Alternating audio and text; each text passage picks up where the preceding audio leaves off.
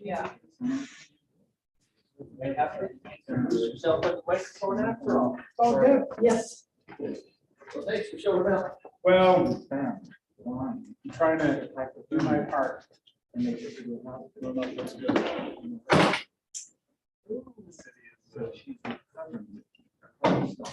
Some people are accepting it. Oh, my God. Yep. Did you do the trumpet voluntary?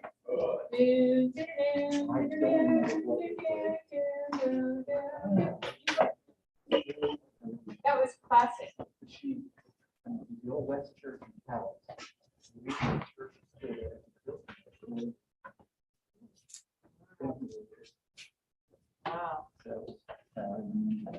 Wow. But Karen Bridge and so I was at the museum, listening to the concert. Are we good? Oh, Yeah. anyway. I was recruiting this,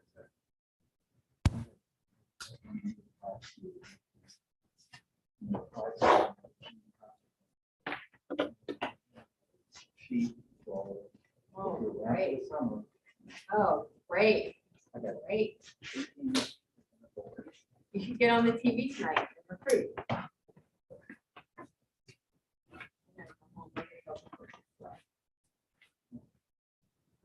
She might not attend. She might be for her. I haven't seen her in like 4 years. Why not? I told her to say hi, but I can't fight in the dark. It's not good. Well, I know the little Larry. Good to see you. Well, you'll be okay. You start May. I know. You follow schedule. It's good. Hello. Yes. Glad you're here. The idea that we're gonna use this table, so we don't need to put up our own chair. No. You can use the tables, yep. So, not sure how many people we're gonna get. We need a few more chairs, I'll get them out. Just kind of sign up, let us know. Oh, she's one. Well, he's wonderful. He has all the stuff, the light, all the stuff that Okay, so you'll be able to manage the share screen stuff from over here and all that.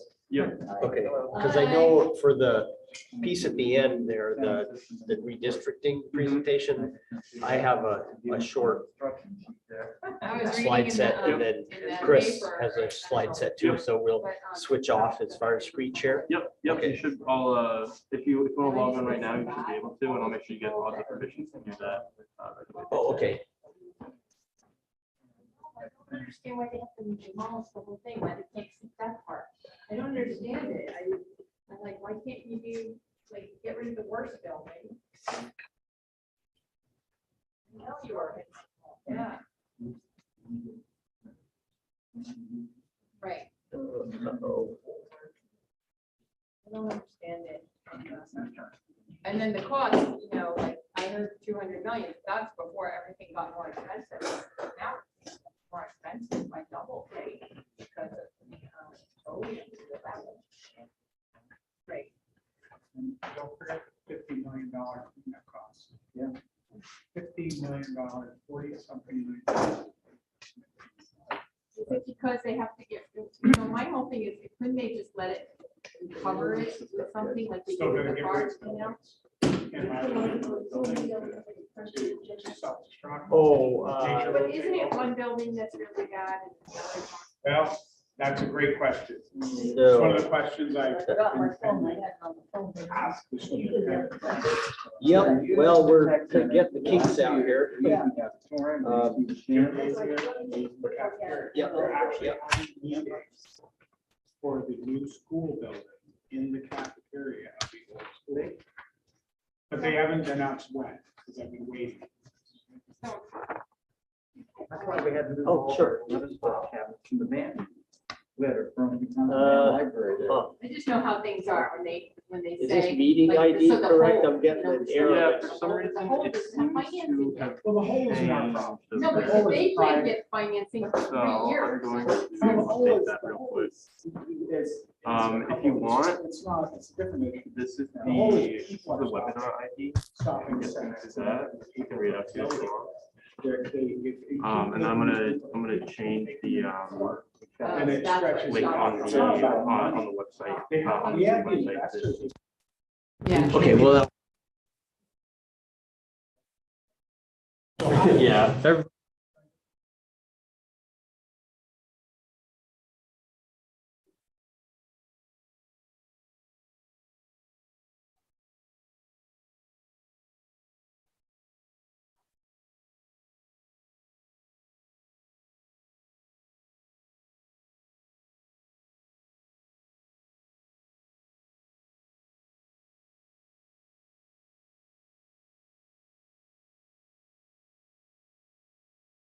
Street and goes right down. No, it's not.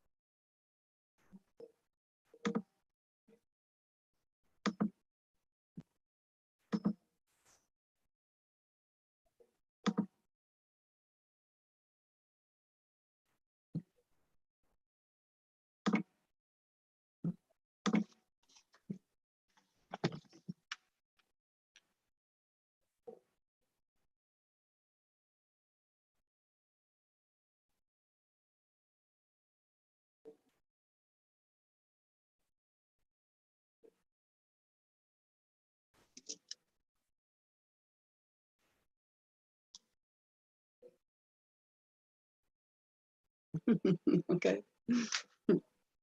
Yeah, yeah.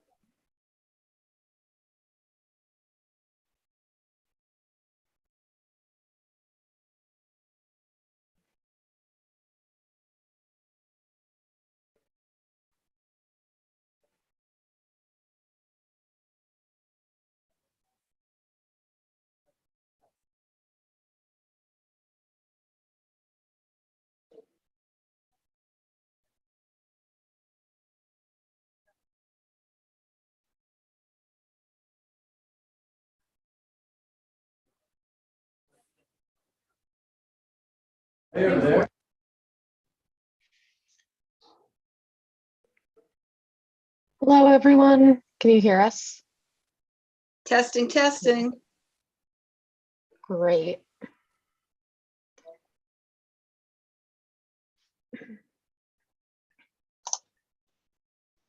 I see we have people in person at the Miller Center. That's exciting.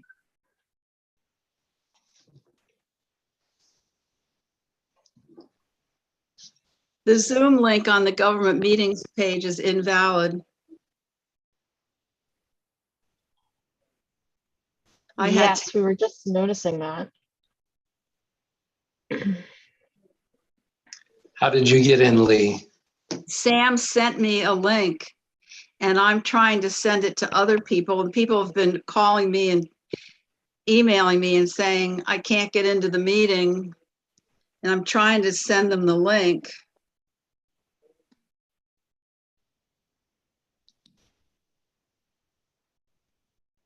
Yeah, Jeff, I did what you did. I used the February link on the government website and that works okay.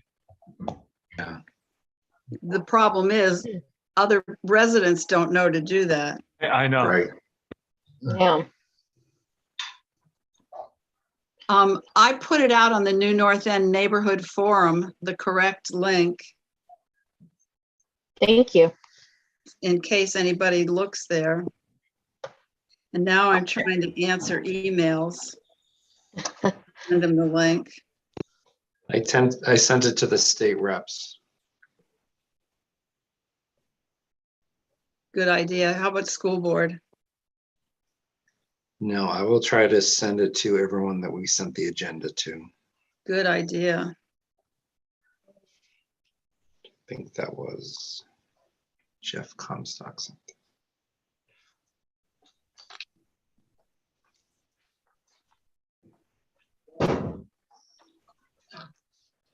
So maybe we'll give just like an extra few minutes just in case.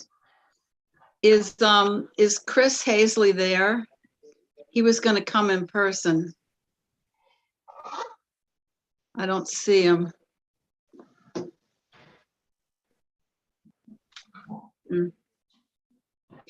Is Sam, can you hear me? Sam? Does anybody know if Sam set up the big screen so that the people in the room can see the slides that Chris is bringing? Oh, I think he's talking now. Sam, we can't hear you, but Oh, yep, it looks like a screen is set up. Thank you, Sam. Excellent. God, I tell you, got this, don't you? This is cool.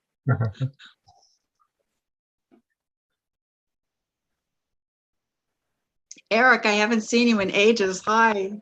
Hi, yeah, I've been away. Yeah, where's Karen? She's in the kitchen. Hi, Karen. Finishing up cleaning the kitchen. Hey, Olivia, show us your toes. They don't look as fresh and nice and new as they did a few weeks ago. I just thought that was the loveliest thing. What a friend, huh? That was lovely. It was a lovely time. I would fully support anyone going to the day spa and having a totally relaxing time, especially after being on my feet for 12 hours. Yeah. Yeah. Were you standing on cardboard? I get it. I No. was there. Yeah, Is that a tip? Yeah, you stand on a piece of cardboard or some kind of insulated material, like sometimes the bubble stuff. And if you stand on that, the cold won't come up your legs. Oh, wow. I was just pacing. Yeah, well, Cool. Well, I think it's 7:01, so we'll just give it, I think we can start at 7:02. I know we have some issues with the link. Prices are just stupid. Nobody should be paying this. I'm a realtor. Should we wait a little bit longer? Or Did do you think get we the should go email ahead? from Monica? We do. Yes. Wrong link? Okay. Oh, yes. Now she sent it, but Yeah. to you. And us. Yeah, I got that from myself too, as a matter of fact. So Sam, I don't have any volume. We can hear you, Jeff. They can hear you. We can hear you. But interest rates are up a little bit, they're like 4.1. And the guy who is the Yeah. NAR says they're gonna go up. Oh, it's because of this. So these people that pay these- Oh, yeah, There we go. people that pay these prices are gonna be, think what it's gonna be like, Okay, so nope. 4 to 5 years and. I do want to get us started. So I think the first thing I'm I've going to seen say that is just happen. ask everyone to mute your mic if you are not speaking. Well, and then in 2008, I mean, one of the saddest things, like. Right now, there's a lot of other noise. I'm on. Has to be connected inside. wireless here, but It's actually the more that you sold. we don't have sound. it's Jeff's mic that needs to be You muted. want your sound also shared. Olivia, can't you mute it from your command? I do not center? have the power, unfortunately. The video, Hey, Jeff. So who's doing Yeah. what when? So the projector, sending a signal to the projector also sends sound to some device? Yeah, I'm assuming it's this one.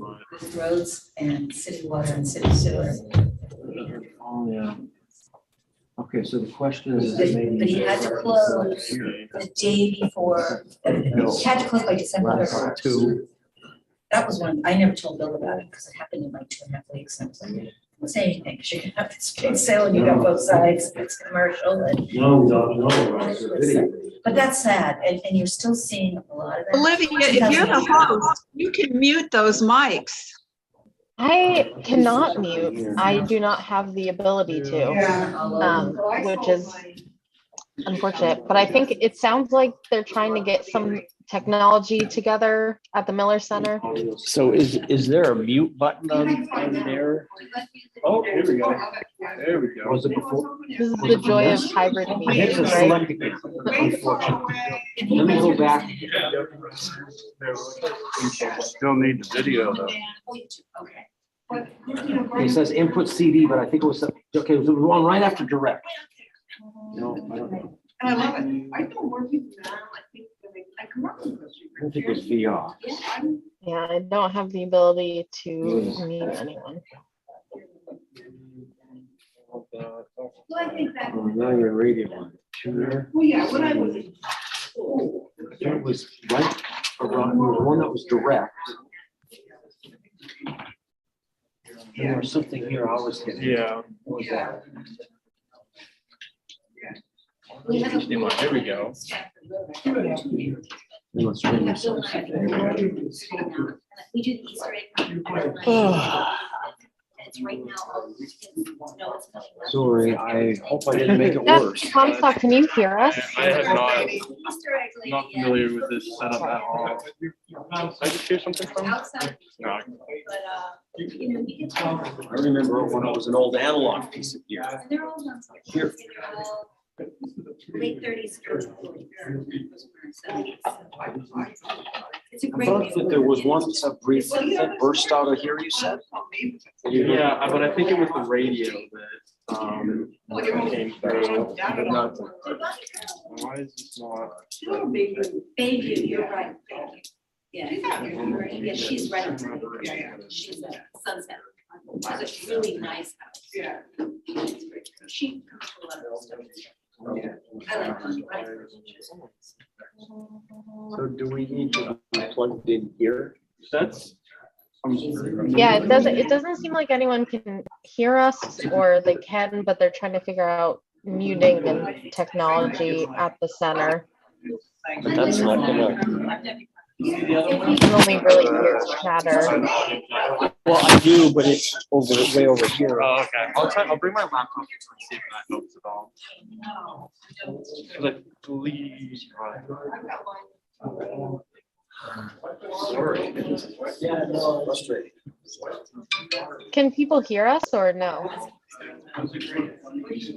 I can hear you, Olivia. I can hear you, Olivia. Thank you. It seems like remote people can hear me, but I don't think we're into the center yet.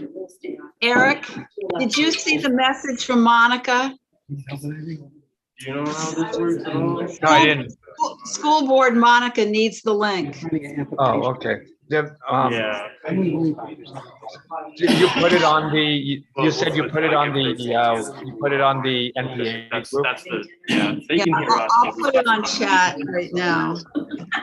And I don't have the ability to promote Monica to panelist, but if someone can do that.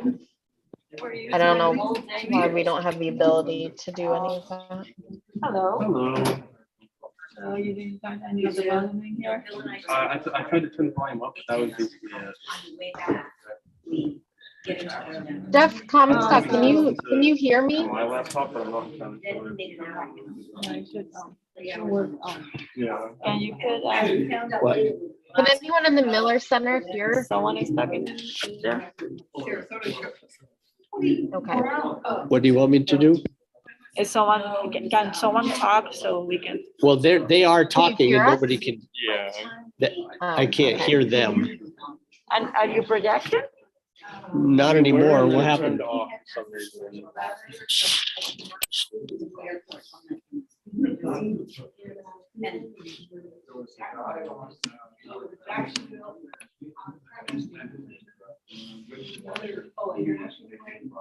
I think no one at the Miller Center can hear me, is what I'm getting from this.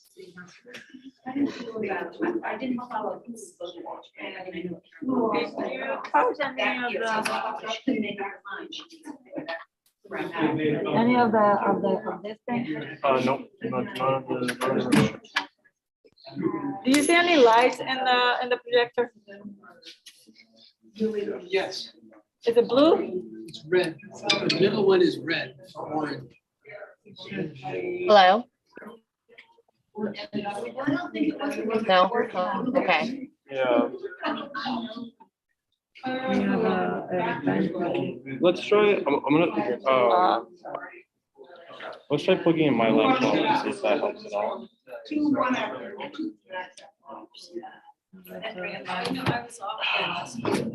Well, I thought you said yours But didn't, You were projecting before, we right? were, and then we lost it. Yeah.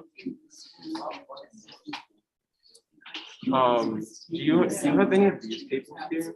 You gotta Okay. promote Monica to panelist. Oh, okay, so that should. Yep. Seems like we have a few different tech issues going on here.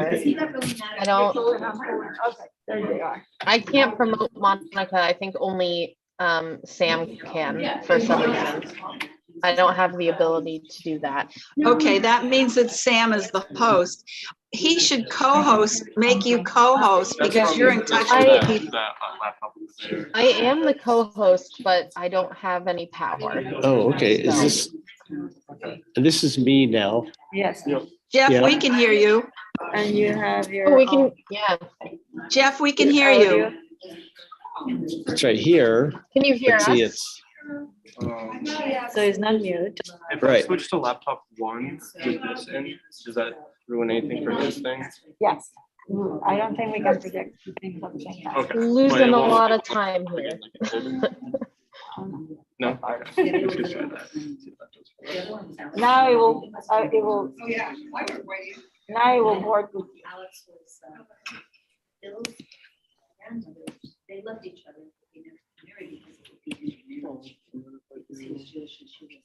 Not working enough? Yeah. First 2 years. Oh, yeah, does it do something with these things because of this audio? No, it's only working myself. It was like 27 years old, you know. So Nana could go spend time. I always thought it was so interesting.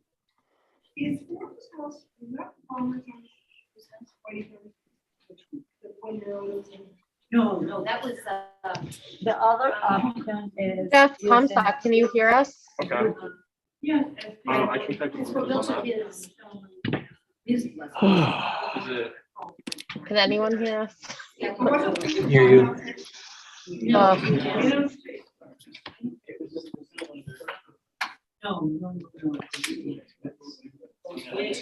Yeah.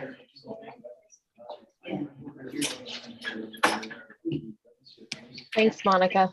I think no one at Miller Center can hear me unless they say otherwise. Yes. It's. No, I'm sorry. Yeah. No, Rose. Because he's from Main Street. He's two. I know you know where people are. No, I know. I'll be driving away tonight, yelling at you. It's, because I'm not growing up here, it's amazing. I know so much of. That was me. What are you getting for the name of that device? Yes, I mean, so I go to something in this region. I'm not sure what Her it's son called. ran, Oh, audio, whoops. Audio commanders. Oh, all right. To Dean Blake. And she says, you know. Yeah, I have that a minute. There it is. Audio, can you see it? Yeah.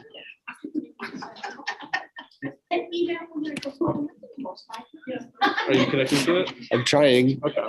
Well, you're not connected. You are connected. Well, Yeah, she was for real, not me, but I was like, you know, here I am meeting these people.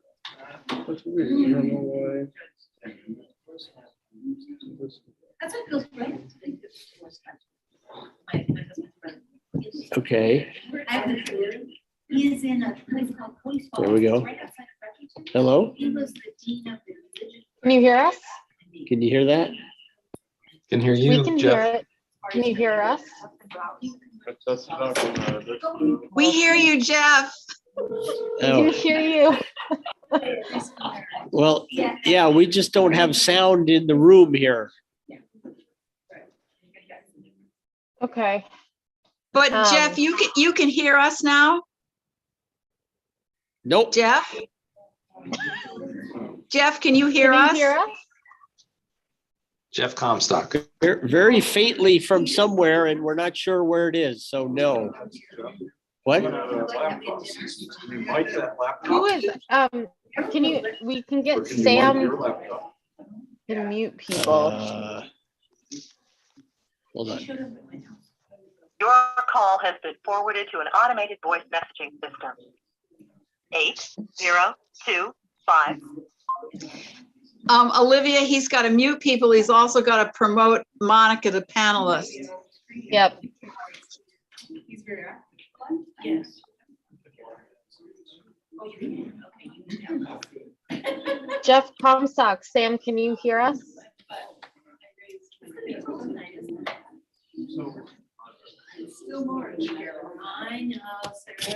I don't, Good. Just sort of flux along. Is there any I don't know that I have an audio outlet. There's no sound. I just Okay. lay a microwave down. Monica, can Hi, you hear Monica. us? Hi, yeah, I can hear you. But I do. So it seems like the Media Center cannot hear us at all. So we're trying to figure that out. Everybody wait. But Plus, the link they shared is invalid, so I don't know how anyone is gonna attend. this is, yeah. Can I anyone emailed- hear us at the Miller Well, Center? yeah, do we have a speaker we could plug in here? I'm gonna try. and At what plug into point- that speaker. Are you still connected on the Yes, I am. What Try can we do at disconnecting from some it. I'm gonna point? try and just do a wire. Jeff Uh, Clark, what's kind of the what do we do here? I'm not Is sure this, is if, this hazing for my first moderation? none of it your fault. So we're just gonna roll with it. And I Okay. think we don't really start until they can hear us there. Well, yeah. What if they can't? Jeff Comstock?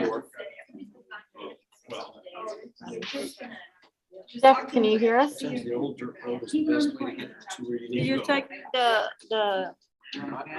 browser over there?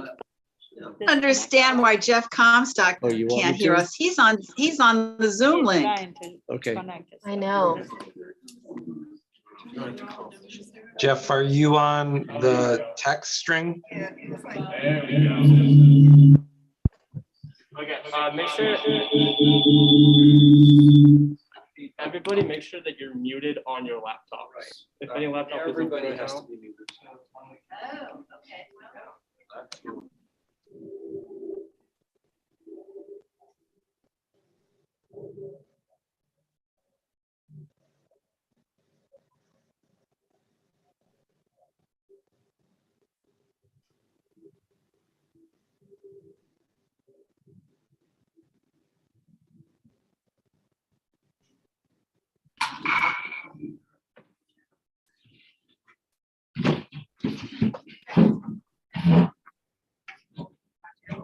Do we have a system or operations for when this happens? At what point should we be cutting things from the agenda? Okay. I guess proportionately shorten each one. The elected officials, state reps said that they will not be able to participate. So that can be cut from the agenda. Well, Okay. I had that through email.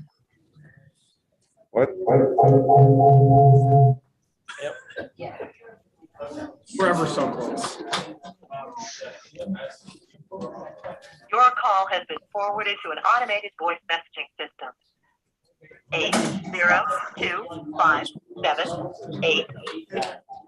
Now we can't hear Jeff. Okay. Can you have folks online? Make sure Can you they're, hear us, Jeff? we can now, yes. We have you on a That's speaker. great.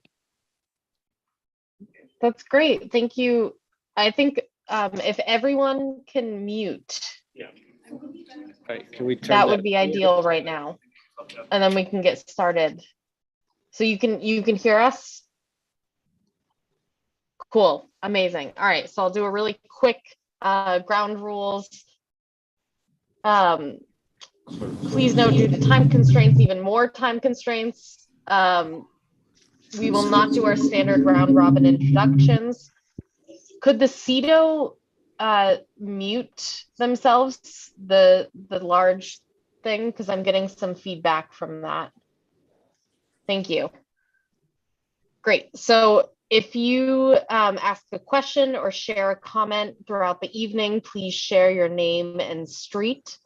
If you are an out-of-district participant, you are welcome to speak your mind, but if time is limited, as it may be today, neighborhood residents will be prioritized for comments and questions. Once again, keep your mics muted when you're not speaking. Remember to re-mute when you're finished speaking. Please be respectful of our presenters. We're going to start with community announcements and comments, which we'll probably have for about 5 minutes. So if anyone from the community wants to make any announcement, this is your time. Please make yourself known by raising a hand in Zoom or at the Miller Center itself. And Jeff Comstock, if you can let us know if anyone has an announcement there. I do have one. We on the steering committee wanted to thank Eric Corbin for his service on the steering committee. He is officially retiring. So, you know, we wish him all the best. I know he has family issues right now that he needs to attend to, but his 5+ years on the steering committee, we thank him for, and ask the group to consider, you know, new members as well as a result. So we're down to 3 in both Ward 4 and 3 in Ward 7. So again, thank you, Eric. And you know, I remember back when I started shortly after you did, and you know, I'm sure people that aren't here would, you know, on the steering committee or at this meeting would thank you as well. I think of Linda and Jim and others. And I remember when we were always at the Miller Center, you would bring great snacks for us. So thank you for doing that and for working on the agenda with us and these meetings. So thanks. Oh, thank you very much. I appreciate it. I also would want to give Linda a lot of credit. She's the one who really talked me into doing this in the first place, and really did a lot to help introduce, you know, Karen and I to the community, you know, when we came here. And, you know, the other thing I would say for the NPA is hopefully we'll get back to the height we were in 2019 with the community dinners and the big attendance that then led into NPA meetings. You know, the pandemic kind of got in the way, but I'm sure, you know, that will happen again. Yeah. And we'll see you then. Sure will. Thank you. And thank you so much, Eric. Do we have any other community announcements?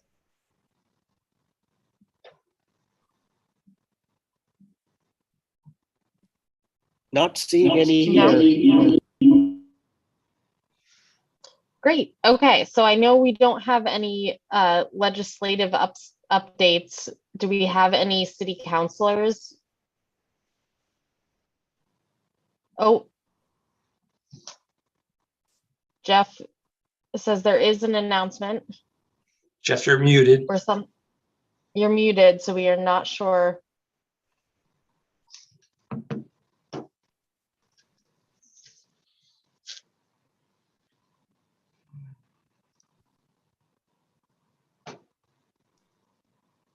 Jeff, you're muted, so we don't know what you're saying.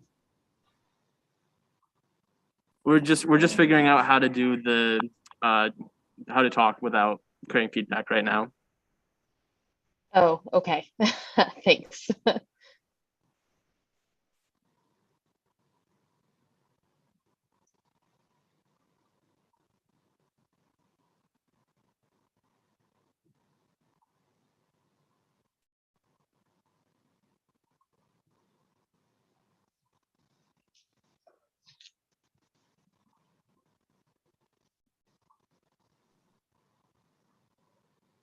We cannot hear anything yet.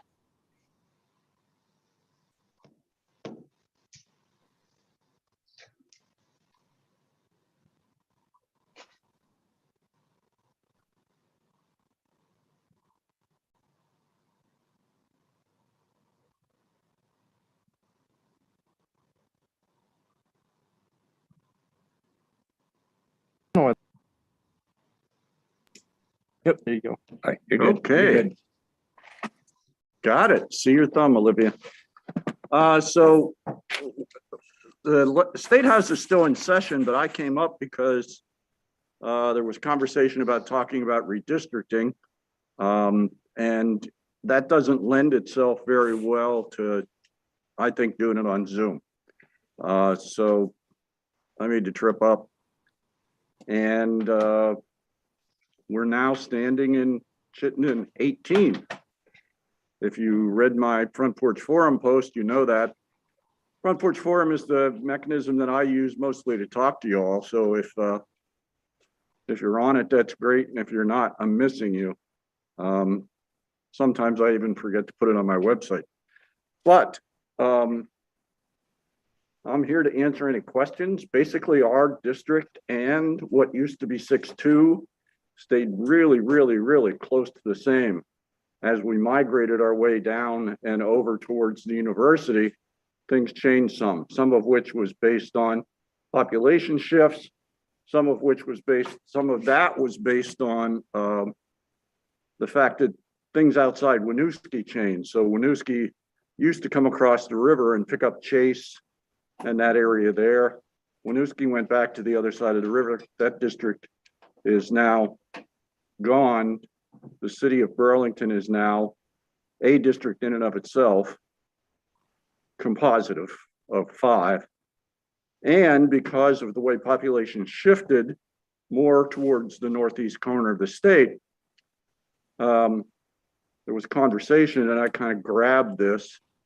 There was an extra legislator available, so we ended up with it here. So the district that used to be a single person district that Barbara Rachelson was in up by the Redstone campus is now a 2-person. In November, there will be an election for the empty slot. But our voice in Montpelier, as far as the city is concerned, just grew by 10%, which is a good thing. I don't have a formal presentation. I was hoping you'd have questions. Not groans. And you're behind me here, so if anybody has a question, yell if you can yell. All right, I don't see any online, so Okay. we've got the larger portion of our audience right here in the room, so. Yeah. Were you waving or did you have your hand up? He's waving. Okay. Okay.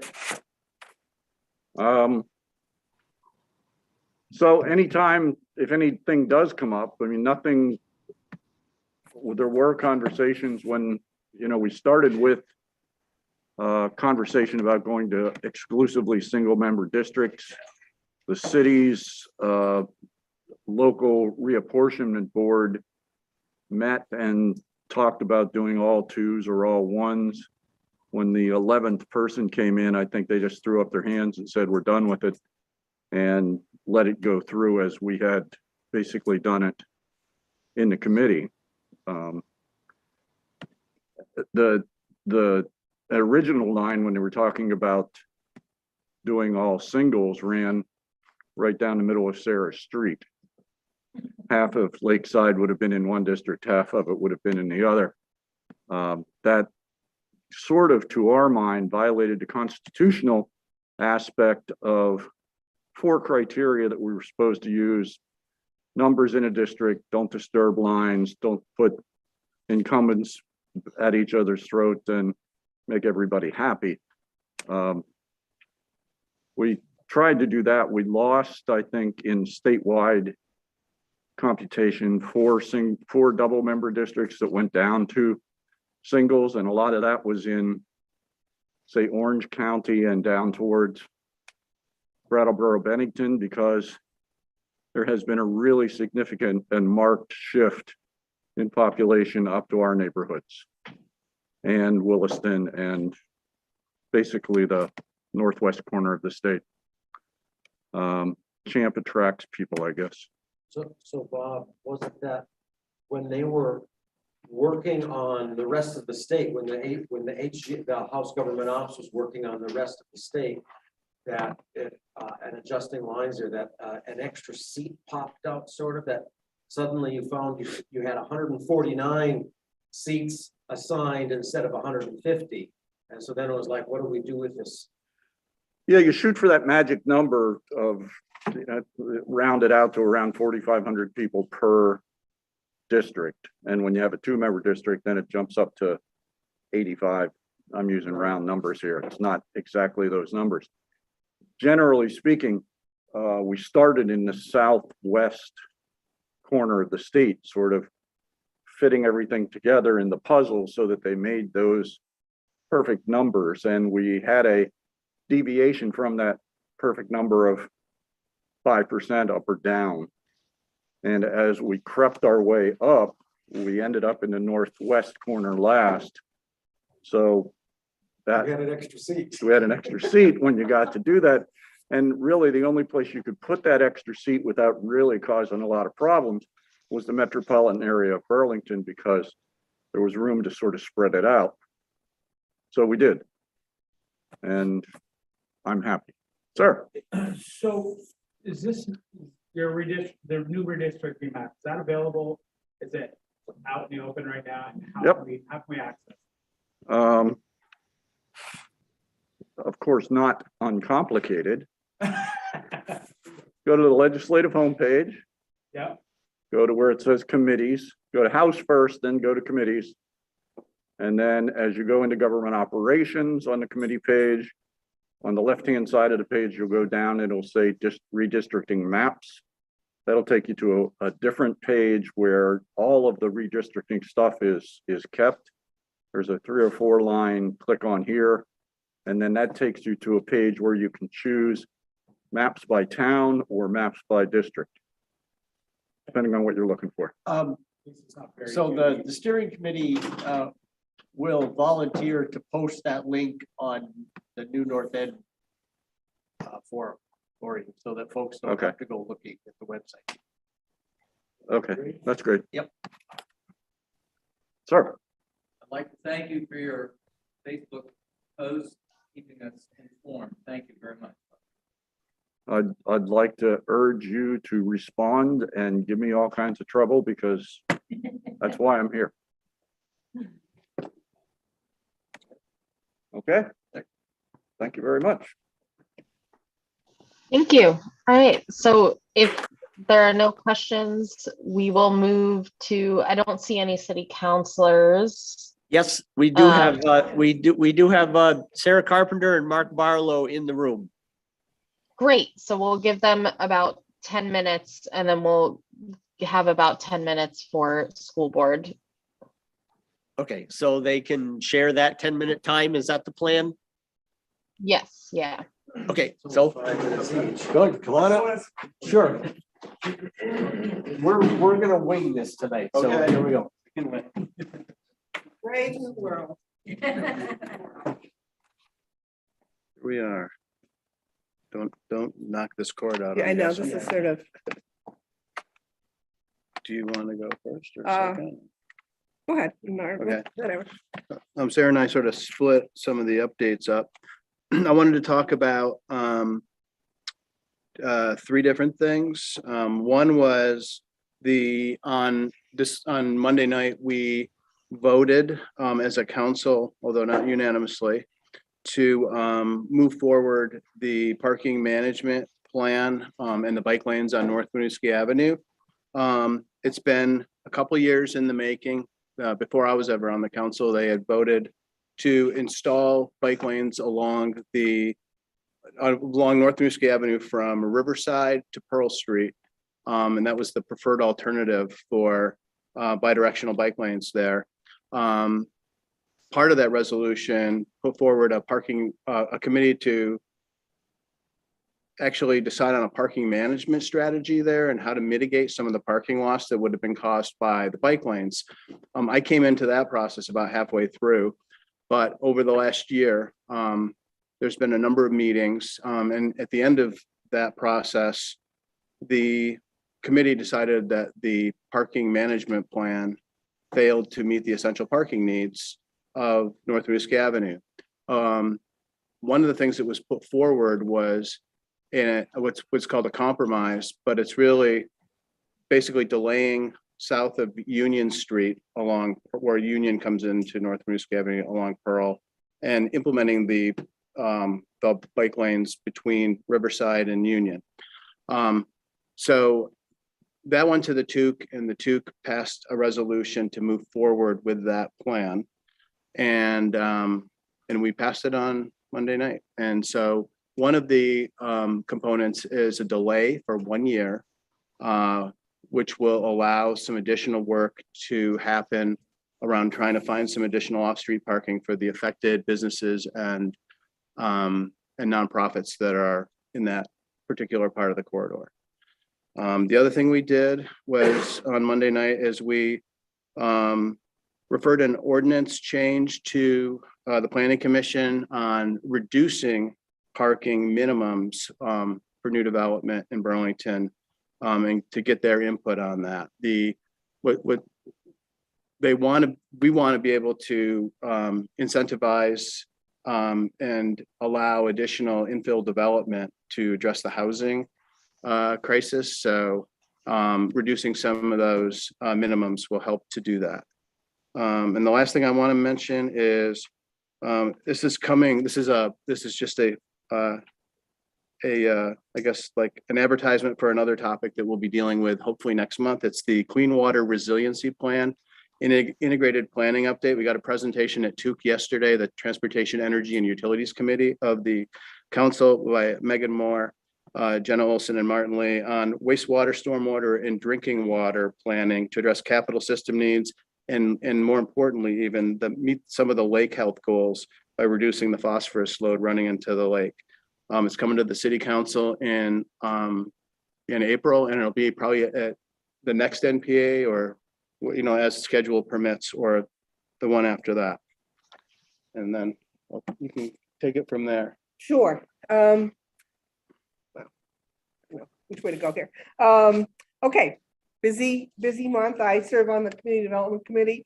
We had a number of topics, primarily dealing with the homeless. I think you're all aware and hopefully got my update around proposals having to do with camping in Burlington. Councilor Joe McGee and Councilor-elect Jean Bergman introduced a very detailed proposal that's under consideration. We've just begun the process, so nothing has been decided. It's got more detail than I am used to seeing in a proposal, so this is going to take some time to get through. The proposal as written would require or ask the city to designate where or where not camping might be allowed. From my perspective, and I truly want to get this off the table, and I think there's some consensus that should not be parks, even though if you read the way it's written, it sort of says that. So there'll be a lot of process around this. A big piece of this is we're having a legal review done by the current city attorney, which we hope to get in another month or so, about how the proposals relate to our current ordinances. And I will certainly make that available to you as soon as I get it. We did hear from the city of Montpelier about their proposal, which is significantly different. And so we're working our way through it. As part of some of our initiatives around serving the homeless, we did take some city ARPA money, which is basically the federal COVID money. And we had all done a survey, I think you all recall, and serving the houseless really was one of our biggest priorities. We're going to add some capacity to the CEDO office to put a person whose sole job will be dealing with homeless initiatives and housing initiatives. We're providing some funding to the Chittenden County Homeless Alliance for what's called the Coordinated Entry Program, which is really our primary program for casework with individual families. That's how we go about finding somebody a house. And then one of the final initiatives is money to quickly set up an emergency shelter program using sleeping pods. It's gotten some press. we approved last Monday night, that for now, that would be sited on the parking lot on Elmwood Avenue, which is a city-owned piece of property. We needed a spot that was close to services, city-owned, so that we can kind of move this fast. And as part of that would be a resource center for those particular folks. So there's a few other things in our initiative. The other thing that we have spent a fair amount of time on is short-term rentals. There's actually we've been spending a lot of time on this for 18 months past. There was meetings of the Planning Commission and the Ordinance Committee. They had a proposal this fall that was a compromise they had come to. The final step of that was to have it approved by the Ordinance Committee, which is just city councilors, not planning commissioners. The city councilors really were not happy with that proposal. And so it sort of jumped around in this fall. We then had a proposal by one of our councilors to pretty radically restrict short-term rentals to only owner-occupied buildings. That would be it. I had actually introduced an amendment to allow owner-occupied buildings and an attached unit in an owner-occupied property. So if you had a duplex or an accessory dwelling unit, you could also short-term rent that. And then in multifamily buildings, if you were willing to offer one unit at an affordable low-income rent, you could have another unit as a short-term rental. That amendment did not pass. And the amendment that went, or the proposal that went through was very restrictive. The mayor vetoed that, and the veto was sustained. So we're sort of back to ground one. It is my hope, and I actually have just expressed this to the planning office and the mayor, that I would like to reintroduce the proposal that got defeated a few weeks ago for consideration very soon, so that we don't stop the process. We do need to rein in the trend of buying properties just for short-term rentals, and I totally support that. I just think we can't do it unilaterally. So hopefully that'll be up on our agenda in the next month or so. Any questions, Yeah. folks? So if someone decided they wanted to buy a single family place, they could buy it and then build an accessory apartment.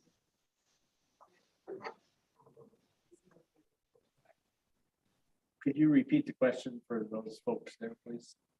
Okay, sure.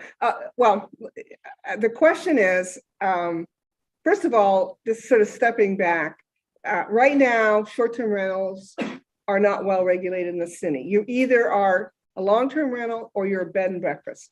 There is nothing in between. We were trying to come in between to deal with the market.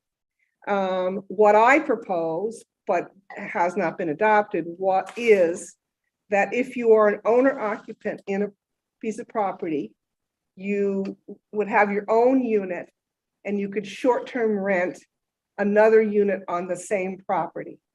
So that's what I am proposing. No, it would not matter. Well, it hasn't, the ordinance hasn't been written. As I proposed it, size would not matter. You'd have to be, the owner would have to be on the property and they could rent one other unit on the property. But I will say accessory dwelling units by definition of zoning do have a size thing, but as this was proposed, it was not related to size. I think that might be complicated, but I do think it's something to think about. Families could be still displaced in the community if it's a community like the one I live in. Really could turn that garage.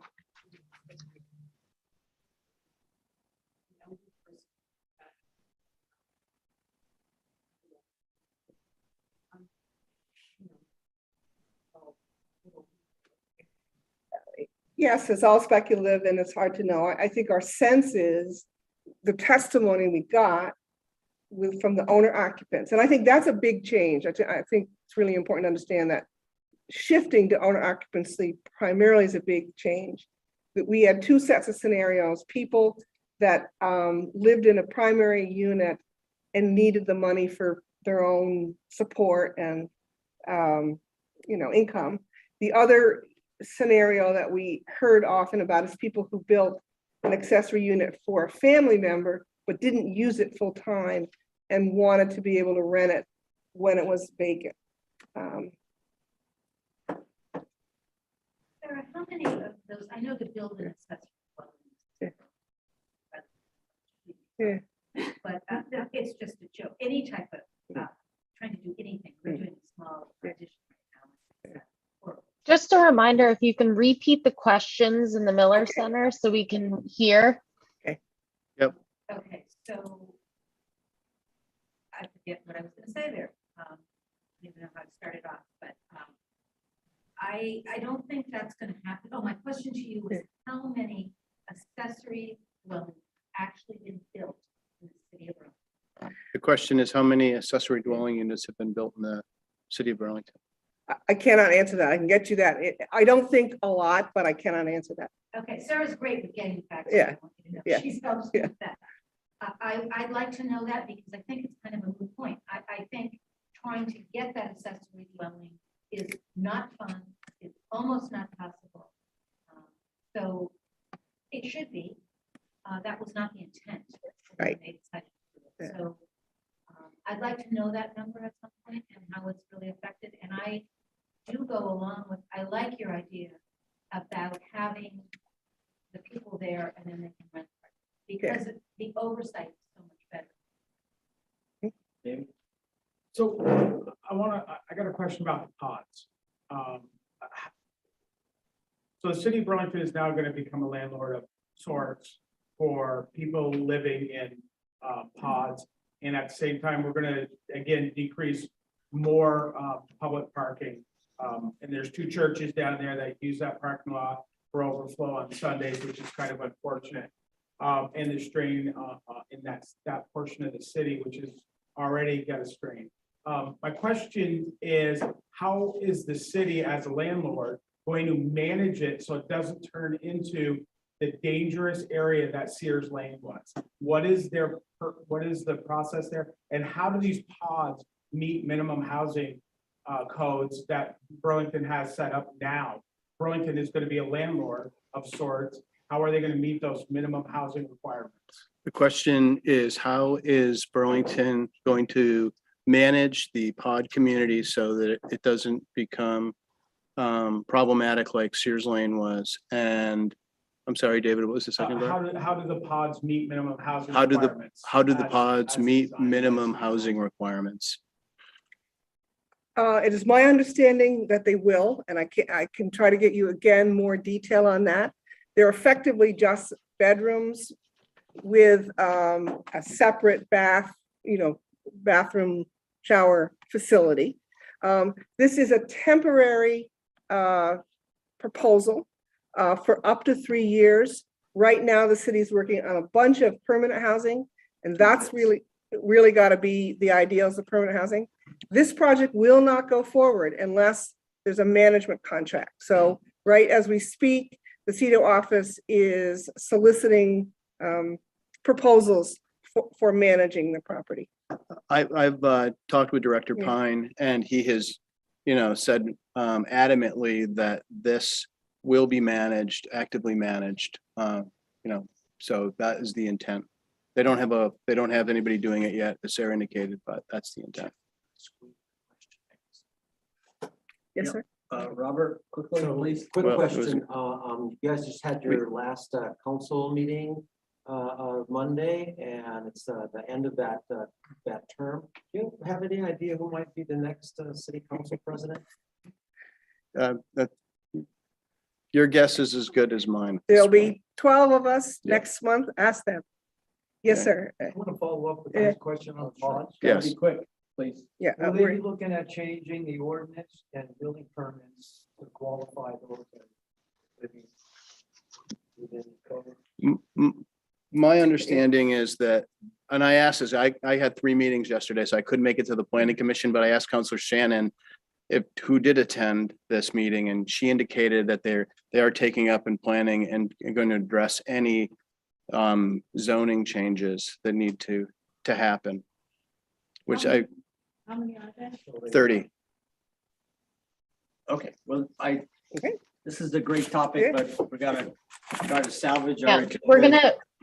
we're gonna move on to the school board because we did have a late start, so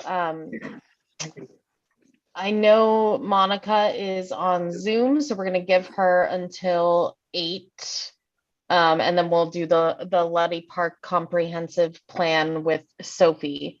So take it away, Monica. Thank you, Olivia, and thank you everyone for being here in person or on Zoom. My name is Monica Ivancic, and I'm the Ward 7 School Board Representative. I've been on the school board for 2 years and just got reelected for an additional 2 years. Thank you all for your vote, and I apologize for not being here for the last NPA meeting or town meeting day. I was out in California celebrating my mother's 80th birthday. So I have several updates from the school district. First, unmasking started a week ago, Monday on the 14th, where masks are now optional. And prior to that change, schools had slideshow presentations, circles with children, just talking about the pros and cons of masking.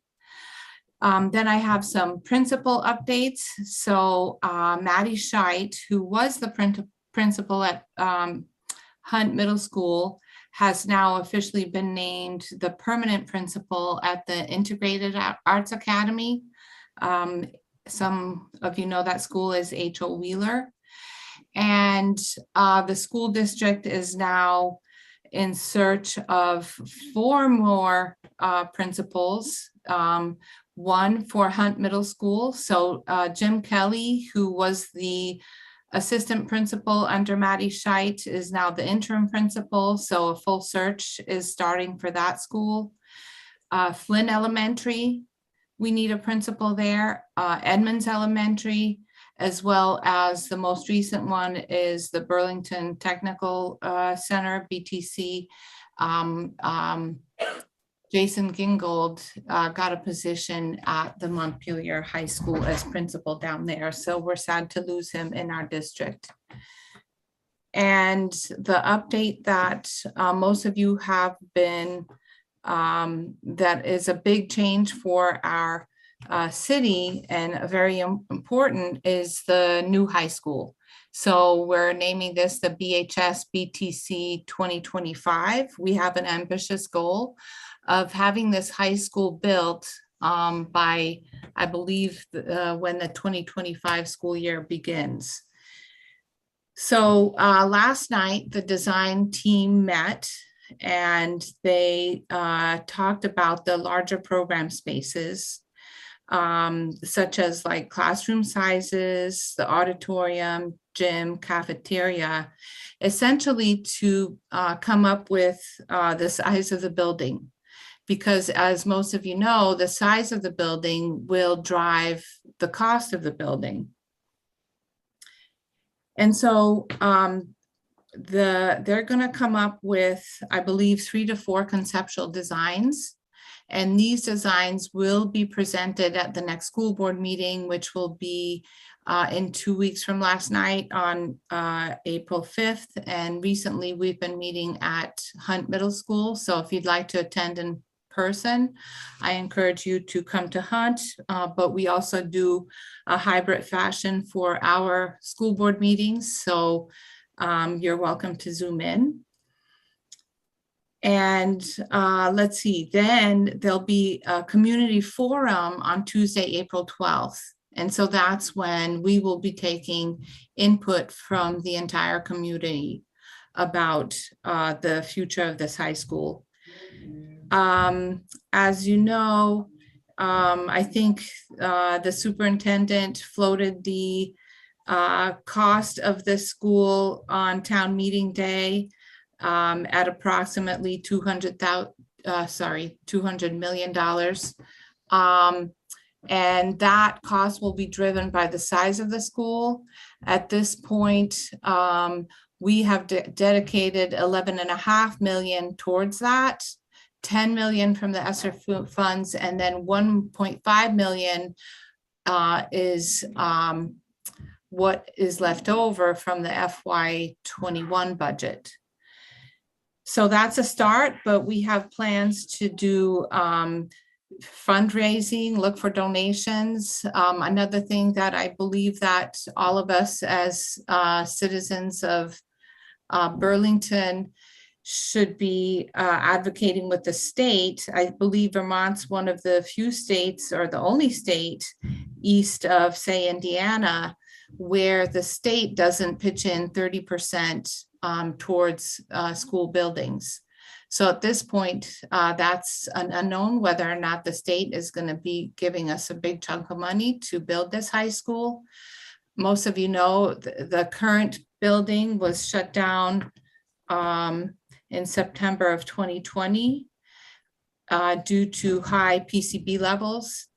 And at this point, we've spent the last 4 years trying to rebuild and essentially the re-envisioning project was to rebuild that school so that we wouldn't spend a lot of money on a new high school building. But in a city like Burlington, we need a high school. We can't have our children go to a downtown location that used to be the Macy's building with no windows, and essentially the classrooms are sort of like large cubicles. So we all need to come together and solve this crisis. I think you folks know that so we're planning to build new buildings, and those would be at the 52 Institute Road site on the north side of north side where the current high school is, but not, this money doesn't include tearing down the current high school. So the high school would be built in the parking lot and like the bus turnaround. So that area there. And I'm open to questions from you. Please write down come attend the April 12th community forum or join us at the April 5th board meeting. And last but not least, I would like to thank you all for supporting the FY23 school budget that passed by 74% in the city of Burlington on town meeting day. Any Looks like questions in the room? Couple minutes for questions. Okay, I have a question if I have time, but we'll start with Mark Barlow. My question is, I know that the district is seeking a fundraising consultant, and I'm wondering if there's a target number for the amount of fundraising, private fundraising. So the question is, Mark knows that the district is looking for a fundraising consultant, and is there a target on the amount of fundraising contribution? I believe, so you're right, we are looking for a fundraising person, and I have not seen that number discussed, like the amount of money that we're targeting. After we see these 3 or 4 conceptual designs, I think that we can narrow in on perhaps 1 or 2 and hopefully come up with the total budget that this project will cost and go from there. Go ahead, Jeff. Go ahead with your question. Okay. So this one is from me personally. I'm curious about the design, the pricing plan on this design project. And so how is the school district approaching the cost estimate for this project so that they don't fall into the same trap that befell the revisioning committee, where when they actually got to architectural design phase, they didn't have enough money for the amount that had been bonded. So how is the district taking a different approach to cost estimate this time so they don't fall into that same trap? And I know the trap that you're talking about, Jeff. I think the idea is to have, narrow in on the conceptual design and then the specific design, and then go after the building costs months before we put this issue out on the ballot to voters. Because with the last project, voters approved 70 million. And after that, we figured out, oh, what we want to do is going to cost 92 million or 95 million. So I think the idea is— Monica, if you could just quickly summarize it, we got to move on to the next thing, unfortunately. I was just going to say, to get more specific costs prior to when this, goes out for vote. Dave, do you have a— No, go Wait, ahead. okay, we don't have time for any more questions, so we're going to move to We're good. Sophie, who's going to present on the Leddy Park Comprehensive Plan. Thank you, Sophie. You have until 8:20. Thanks a lot. I think hopefully that's working. I forgot my headphones here. So thanks a lot. I probably won't need the entire time. I just want to take this opportunity to give everybody a heads up that we at Parks are embarking on a comprehensive plan for Leddy Park. We just kicked off the project with our consultant team and our city team this week. And basically we're looking at building a vision to guide the future of Leddy Park. It's not to start the park over by any means. It's just to look at improving connectivity within the park, accessibility, looking at the ecology and stormwater within the park and trying to make things better. And we also have identified some projects in our capital plan that are coming up. For example, the playground. If you frequent Leddy Park, you'll have noticed there's only a little lonely ladybug left as part of the tot lot. We had to remove the rest of the playground because it was unsafe. So looking to the future to replace that, we want to make sure that we're putting it in the right place. So this process will allow us to do some significant community outreach as part of the process so that we gain the knowledge of where things like the playground and other amenities that are scheduled to come online in the future should be, and what the support is for those different amenities and pieces of infrastructure.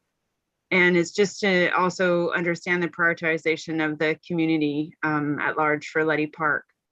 So as I mentioned, we just kicked off the project internally this week. This morning, we had some nice weather that UVM Spatial came out to do a drone flight to collect the most accurate aerial imagery and topographic data to be able to do the work accurately.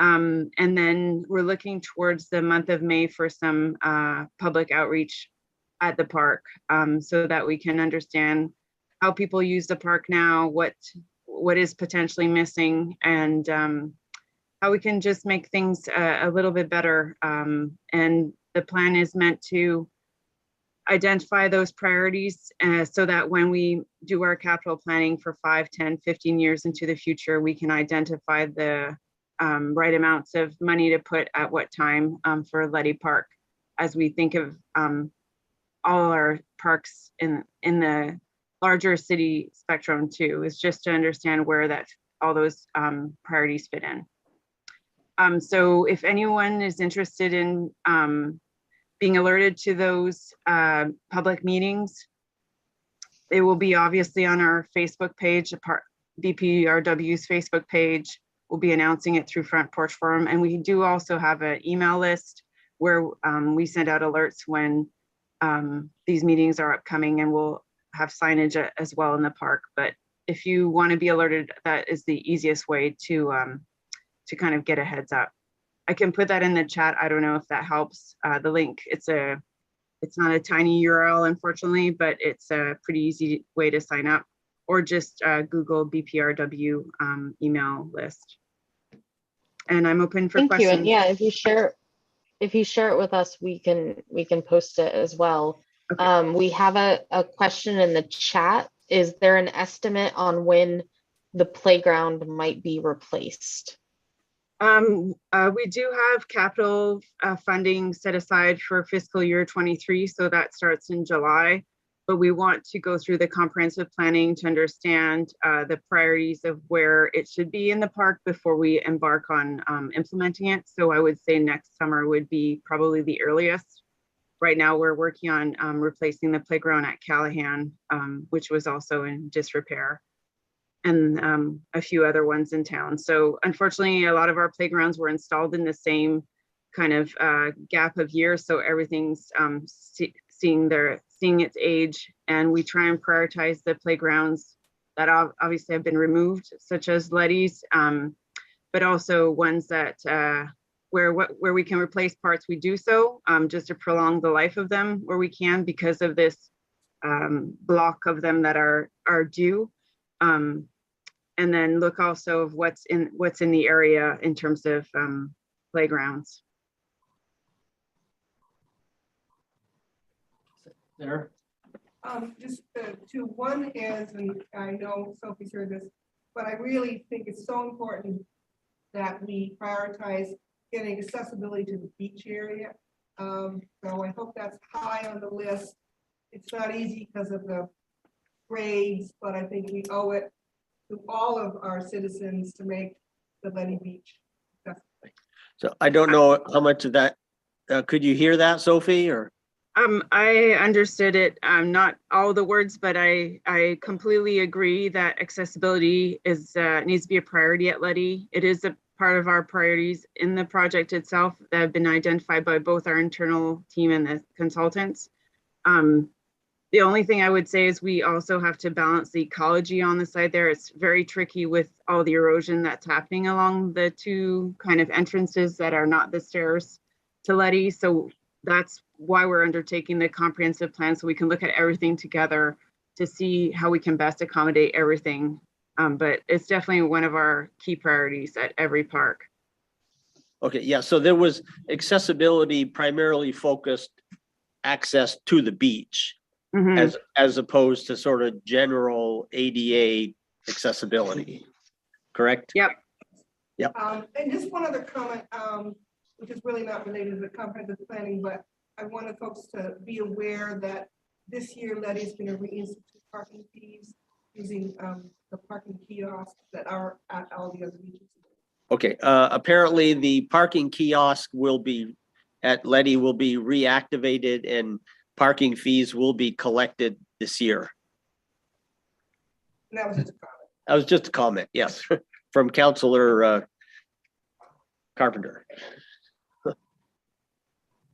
Any other questions? Larry? Any future plans for replacing the bridge under the bike path that goes to North Beach to allow emergency vehicles to get down there? Any plans for repairing or replacing the tunnel at North Beach for emergency vehicle access? Well, we have developed plans for that, but we don't have funding currently for that piece. We're looking at infrastructure funding for the overpass that goes over that tunnel that you're talking about, but that hasn't come to fruition yet. But that's one of the funding sources we're looking at to move that forward. It's definitely on our radar, and the drawings to achieve that are very near completion too. Okay, Olivia, I think that looks like it from here. We have a question from Matt on Zoom. Yep, Matt. Thanks, guys. Thanks, Sophie. I have friends whose home borders the park, and they're not here tonight, so I know they would be curious, so I'll ask for them.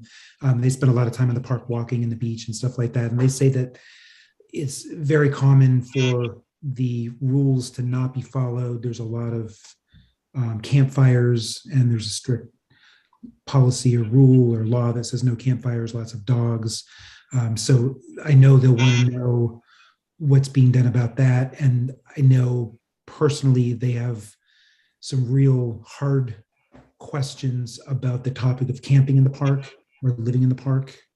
Can you touch on those items?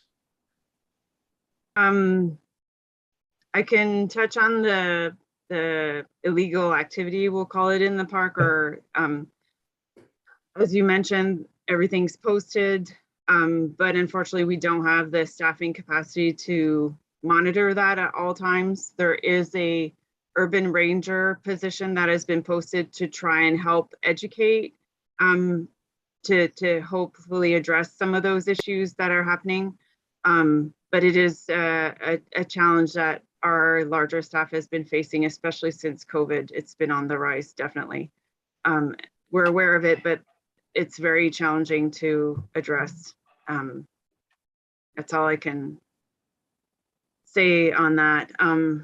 As for the camping, we do have an ordinance that allows people to sleep in parks as long as they pack up by morning. I know there's been a request to change that, or a draft policy to change that, but it has not moved beyond. They presented it recently at the Parks Commission, so I'm not sure how far that's gone since then, but that would be the best way to keep tabs on that, is to attend the Parks Commission meeting. Was that request to not allow camping at all, or to extend? To expand on that policy to reflect the one that's in Montpelier. Okay. Do you want to comment on that? Yes, Please, yeah. I will comment on We that. have a city council comment about that. Thank you. Currently, the current ordinance in the city of Burlington does not allow any camping in parks. There is a rule of law that says if somebody's in an emergency situation, we have to notify them and ask them to move. But it is not affirmed camping, it is emergency camping. There's a proposal to amend a lot of that. It's a proposal, nothing has happened, and there's going to be a lot more work on it. So that's kind of where we stand now. The issue of the emergency camping is prescribed by a city policy that again has to do with the emergency nature of it and how fast somebody can move, but it is not affirmatively allowed. And the proposal will be worked on. I also had a question while I'm up here. When are you going to institute the gate on the drive because that was put in a year ago, and I know there were some problems with the functionality of it, but that ought to at least be a little bit of a deterrent, at least perhaps not so much camping, but the college kid campfire thing. Do you know when that's going to be instituted?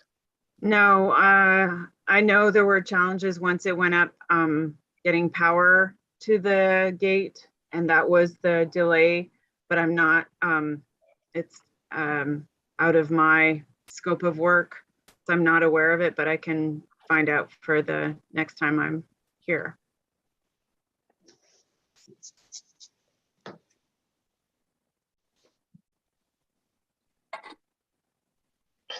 All right. Great, thank you. Do we have any other questions? Oh, I see one. Yep, we have one. What's the status on the pump track that was being proposed for the park? The question is, what's the status on the pump track? The bike riding track for the park? So the pump track, or the mountain biking course within Leddy, is still part of the larger vision for it, and part of this comprehensive plans process is to look at that location and develop a conceptual plan for the pump track. Thank you.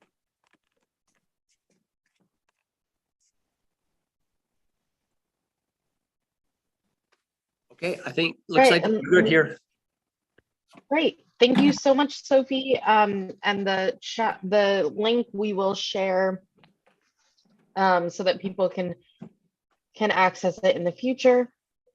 we are now going to move to the Burlington City Wards Redistricting Panel. You chair me? So we have Yep. Chris Hasley, Leah, and Jeff Comstock. And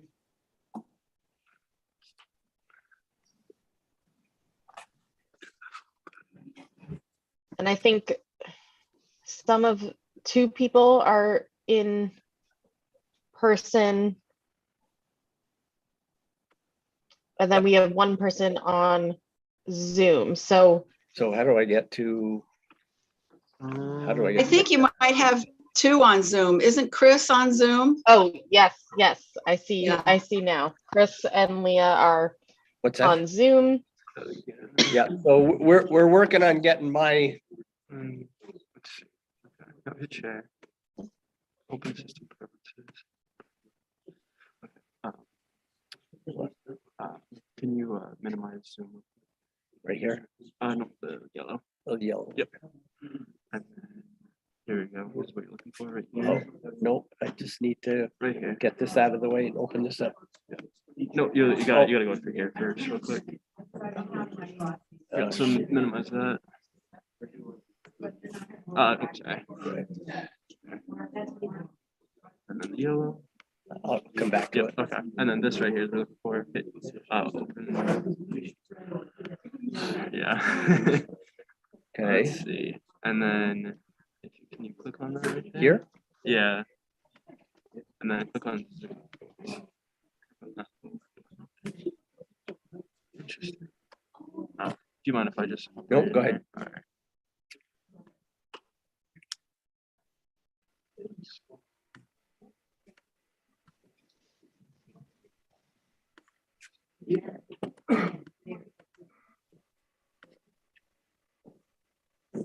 That's good.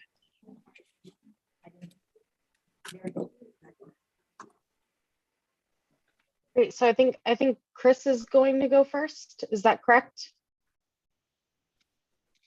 Jeff is going first and then Chris. Okay.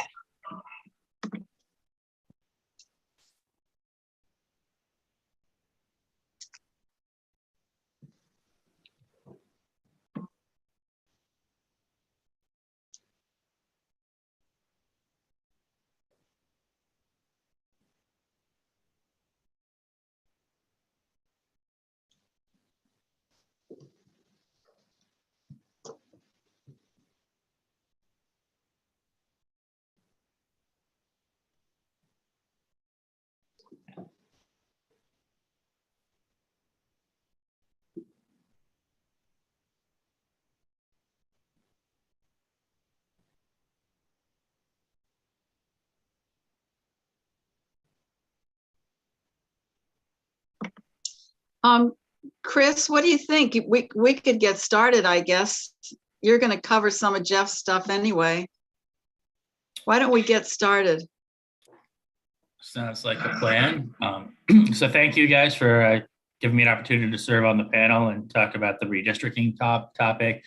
My name is Chris Hasley. I live down in College Street in Ward 3 in the downtown core, and I've had an interest in redistricting for quite some time. I've been working along with Lee and a group of other interested individuals to talk about the redistricting process and was asked to speak on the panel tonight. And so I wanted to talk to you guys a little bit about the work of the Burlington Independent Mapping Group. So I have a PowerPoint here, so I think I can do this, the share screen function. Pull that up. Can y'all see that? Yes. Okay. So the title of the presentation that we put together for tonight's meeting is a redistricting in the New North End, why an 8-ward map supports the interests of the New North End. So one of the things that, you know, when we're starting with the redistricting process, with any type of map making, the first thing you need to do is make sure that the maps you draw are in compliance with the statutory requirements. The state statute requires that all of the maps preserve the concept of one person, one vote, as required by the 14th Amendment. All the population of each individual ward is nearly equal to every other ward, and there's less than 10% deviation between the wards. The wards need to be contiguous. That means you can't have two separate parts of a ward. They have to be physically connected. They can't be detached from one another. And you cannot draw a ward or a district on the basis of race, ethnicity, or religion. That is to say, you can't discriminate. So that's kind of an overview of the statutory requirements. In addition to the statutory requirements, we have identified a number of community priorities based upon the feedback provided to the ad hoc redistricting committee through the public forums that they held last fall, as well as a number of the surveys that were put out, not only in the New North End, but across the city. So in reviewing that data set, some common themes emerged. Number one, there was a desire to minimize the population differences between the wards. People wanted to see wards that were substantially equal in population. They didn't want wide variation. So that was a primary goal that we had taken into consideration in the map that we had been working on. The other close second priority was preserving neighborhoods and communities of interest. This was a theme that we heard over and over again from all different parts of the city is please don't divide up my neighborhood. Please keep us together. You know, we want to be with the folks that we've been with.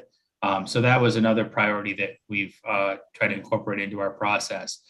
Small wards was another theme. People wanted to have meaningful representation with their counselors. They felt that, you know, with a smaller ward, they had a better chance to get to know their counselor on a personal level, facilitated personal interaction, constituent services. It was also better from a campaigning perspective, both in terms of, you know, cost, but also in getting out and doing the work, as well as just eliminating the barriers. You know, when you have a smaller geographic area, it really makes it easier to bring in a diverse group of voices into the process.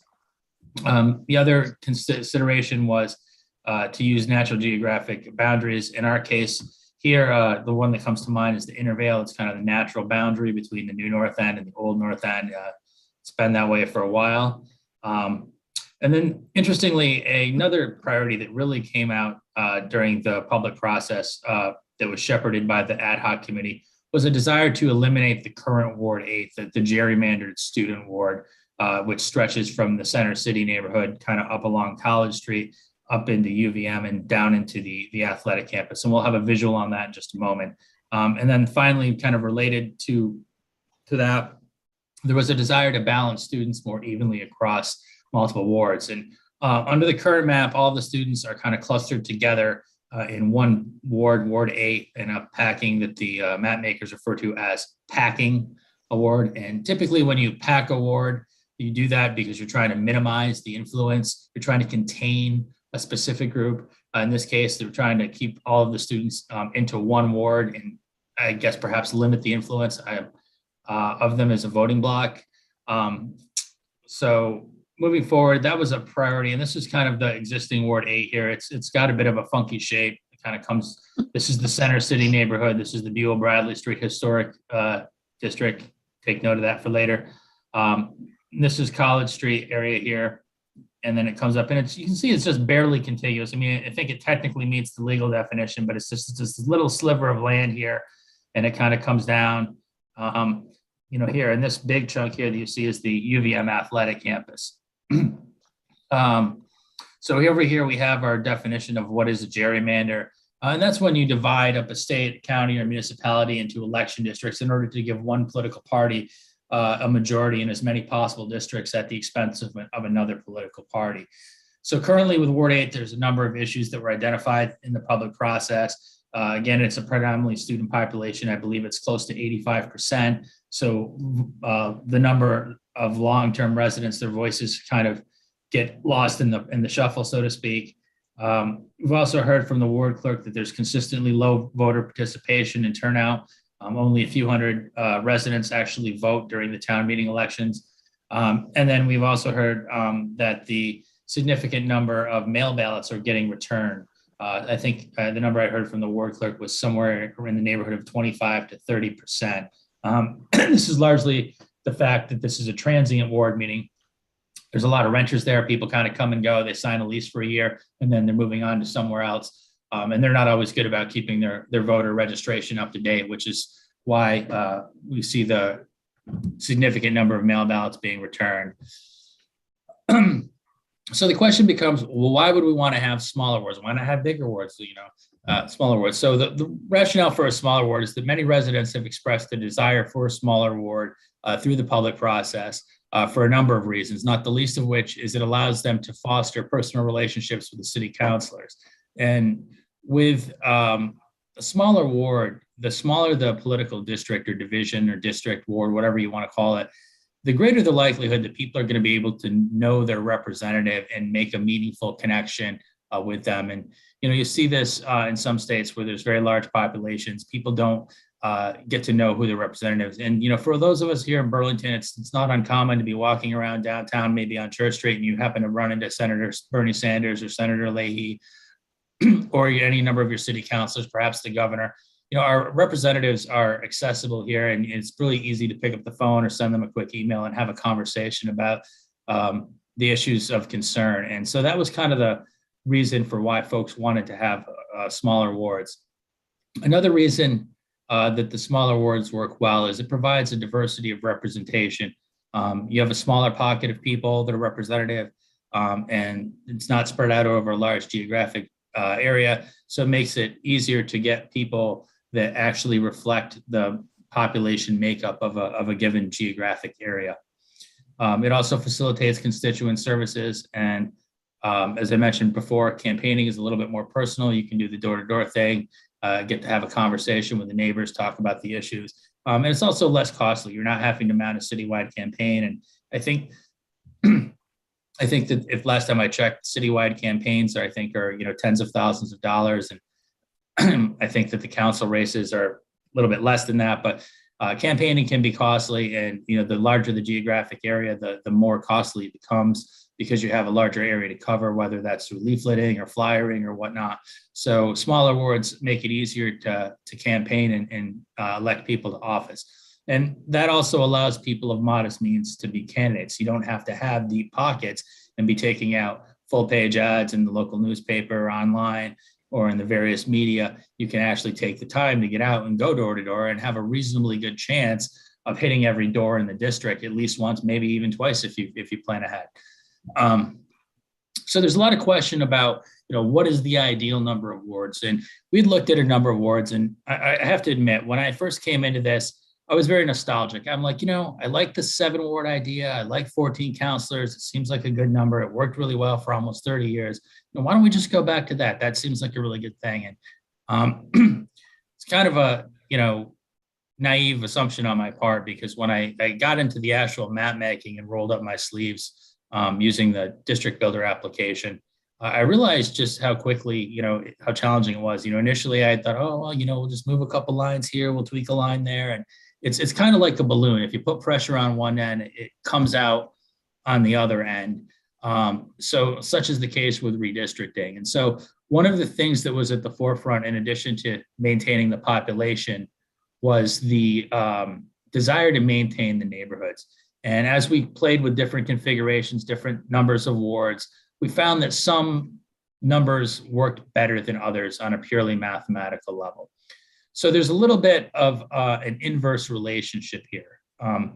So when you talk about, well, what is the ideal population for a ward? There's a mathematical formula, and that is you take the total population of the city, which I believe is 44,743 persons, and then you divide that by the total number of the proposed wards, and that will give you your ideal population for an individual ward. And so it's kind of an inverse relationship. So the greater the number of wards, the smaller the population of each individual ward. So if you have more wards, they're smaller wards. If you have less wards, they're bigger wards. And so when we went into the districting, we tried a different permutation. We kind of realized very quickly that the current model of 8 wards worked really well for a number of reasons.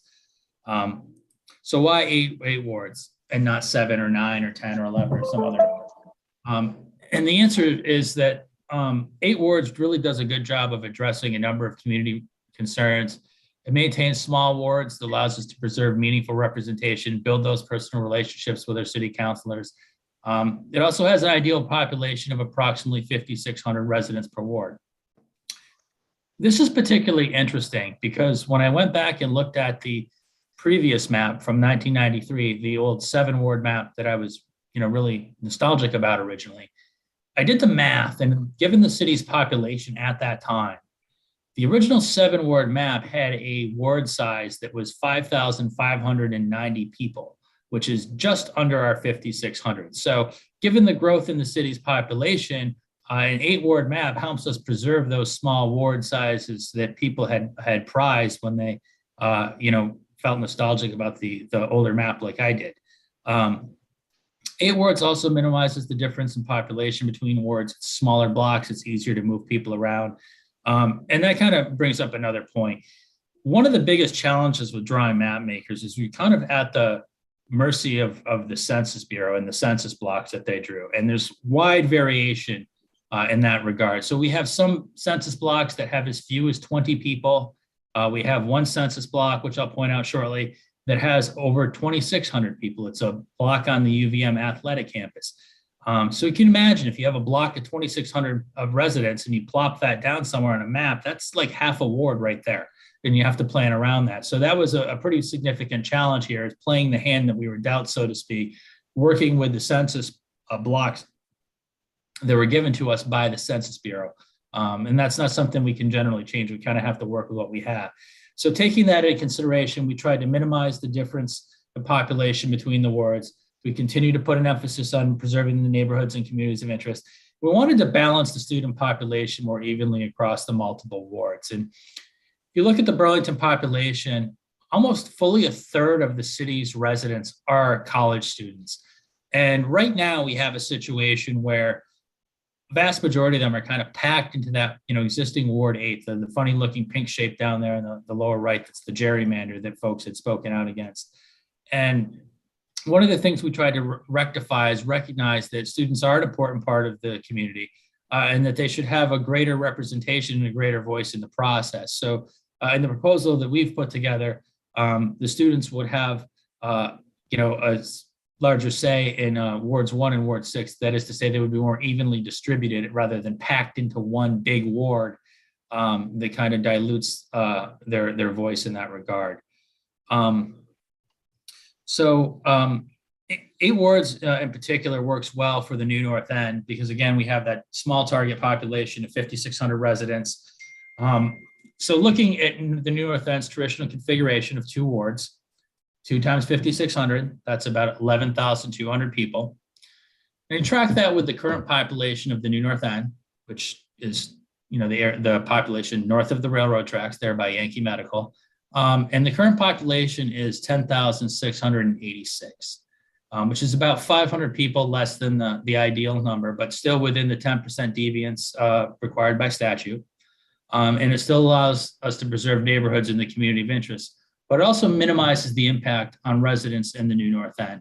It also has the benefit of maintaining that traditional boundary between the new North End and the old North End at the railroad tracks, something that folks on both sides of the tracks have expressed a strong desire to maintain. But as I mentioned, we did hear some interest. A lot of folks say, well, what about the 7-ward map? So, we've got a side here. This is a proposal, I think, map that Lee had gotten forwarded to me. I'm not sure who wrote it. It might be Robert Bristow Johnson. It might not be. But anyways, this is one of the maps, one of many 7-ward maps that could be drawn. But the problem with the 7-ward map, as you can see here on the PowerPoint, is that to make the numbers work and be within the legal threshold for the 10% deviance, it's mathematically impossible to not draw 2 wards without going south of the railroad tracks. So with the 7-ward map, 7 wards, it's 1 less than 8. So therefore, the individual population of each ward is going to be larger. It's larger by about 800 people. So we're looking at about 6,400 residents per ward in a 7-ward configuration. So if you take 2 wards of 6,400, that gets you a total population of about 12,800. And we're down to, a difference of about 2,100 residents based on the current population of the new North End. So they'd have to take out a lot of people there. So one of the things that we had talked about was to do a downtown ward because downtown Burlington is a community of interest. It's had its own ward for more than 100 years. And it also balances community and commercial interests. And as you can see here in the slide, there's a number of other reasons why downtown ward makes sense, but not the least of which is it helps preserve and kind of provides a home for the 8th ward to kind of make the numbers work, which supports the interests of the New North End. So in addition, this is what would a New North End or downtown ward look like. This is kind of our little proposal that we had put together. It's based on some historical maps when downtown did have a downtown ward, which it did for over 100 years. It went away when Little Italy went away, when we had urban renewal come through. So another benefit of the downtown ward, which is really important for us, was we wanted to unify the King Maple neighborhood. For those of you who are not familiar, the King Maple neighborhood is Vermont's largest community of color. And it's currently split between wards 3 and wards 5. So we wanted to kind of bring all those folks together under one ward so that their community and their neighborhood can be preserved. So wrapping up, we've got 2 different proposals here, and we wanted to get some feedback from someone. And Sam, if you can throw together a quick poll here through the Zoom software, option 1 and option 2, that would be incredibly helpful. But you can draw maps a number of different ways, but again, it comes down to population and making the numbers work. So this first option that we had kind of contemplated was the traditional east-west split along North Avenue here. Recognize here that the Brown ward, that's the side on the west closest to the lake, that's where the population density is. That's why it's a smaller geographic area, whereas the blue ward, it's a much larger geographically, but it's not as densely populated. So that's how we ended up with those 2 shapes there. The second option we came up with was the north-south division, which is very similar to what they've done in the legislative districts. Again, the geography and the population density play a role. The Brown ward here is the northernmost portion, which is where the densest population is. And again, you have a larger geographic area in the blue, but it's less densely populated. So in summary, an 8-ward map works well for the New North End for a number of reasons. It addresses a number of community concerns. It balances population across the wards. It preserves our neighborhoods and communities of interest. It utilizes natural geographic features as boundaries, and it distributes and balances the student population across multiple wards. So at this point, I was hoping to get some feedback from the folks in attendance, what you liked, and particularly, like, do you want to keep the traditional east-west split along North Avenue, or, does the north-south split work well for you? Here again, for reference, is the traditional split along the avenue. And then this here would be a different option would be to kind of do a north-south split. The population numbers are substantially equal, but as you can see, the geography is a little bit different. So Sam, I don't know if you could put together a quick poll, but I'd be curious to get some feedback. Without further ado, I'll turn it over to Jeff and Lee. Thank you, Sam, for the poll. Mark, We question? we can't understand where because of the presentation, we can't really see the detail on the map. So when you see a north-south split, I don't know where the brown line runs, what road it runs down. We can remedy that. Well, and Chris, be advised that we need to move this segment along because we don't want to lose our feedback opportunity. Sure. Yep. The other thing I would note is the city council hasn't even begun to process this, so we're a little bit ahead of ourselves. I understand this is a project independent of the council efforts, but make note that these are not like official maps by any stretch. But I appreciate the work you've done. Okay. Yeah, thank you. And Mark is absolutely correct. We are not affiliated with the city council or the ad hoc redistricting committee. We're just a group of citizens that have an interest in this. And our role is to basically support and supplement the work of the council. They have a lot on their plate. So we kind of figured, hey, we'll throw some options out there and see if anything, catches their interest. So that was kind of the thought process here, but we fully recognize that at the end of the day, it's the council's decision with which way to go with the maps. We're just trying to present some options. Right off the bat, you've divided the community of interest as the Crescent Woods neighborhood, it looks like, east and west, right? The neighborhood off of Shore Road, which share Beach Association and other Feature. I'm gonna jump in and just say we need to move on to the next one, please. Yep, circle back with me offline. I'd love to have that conversation. I appreciate the feedback. Okay. All right. The poll isn't working for me.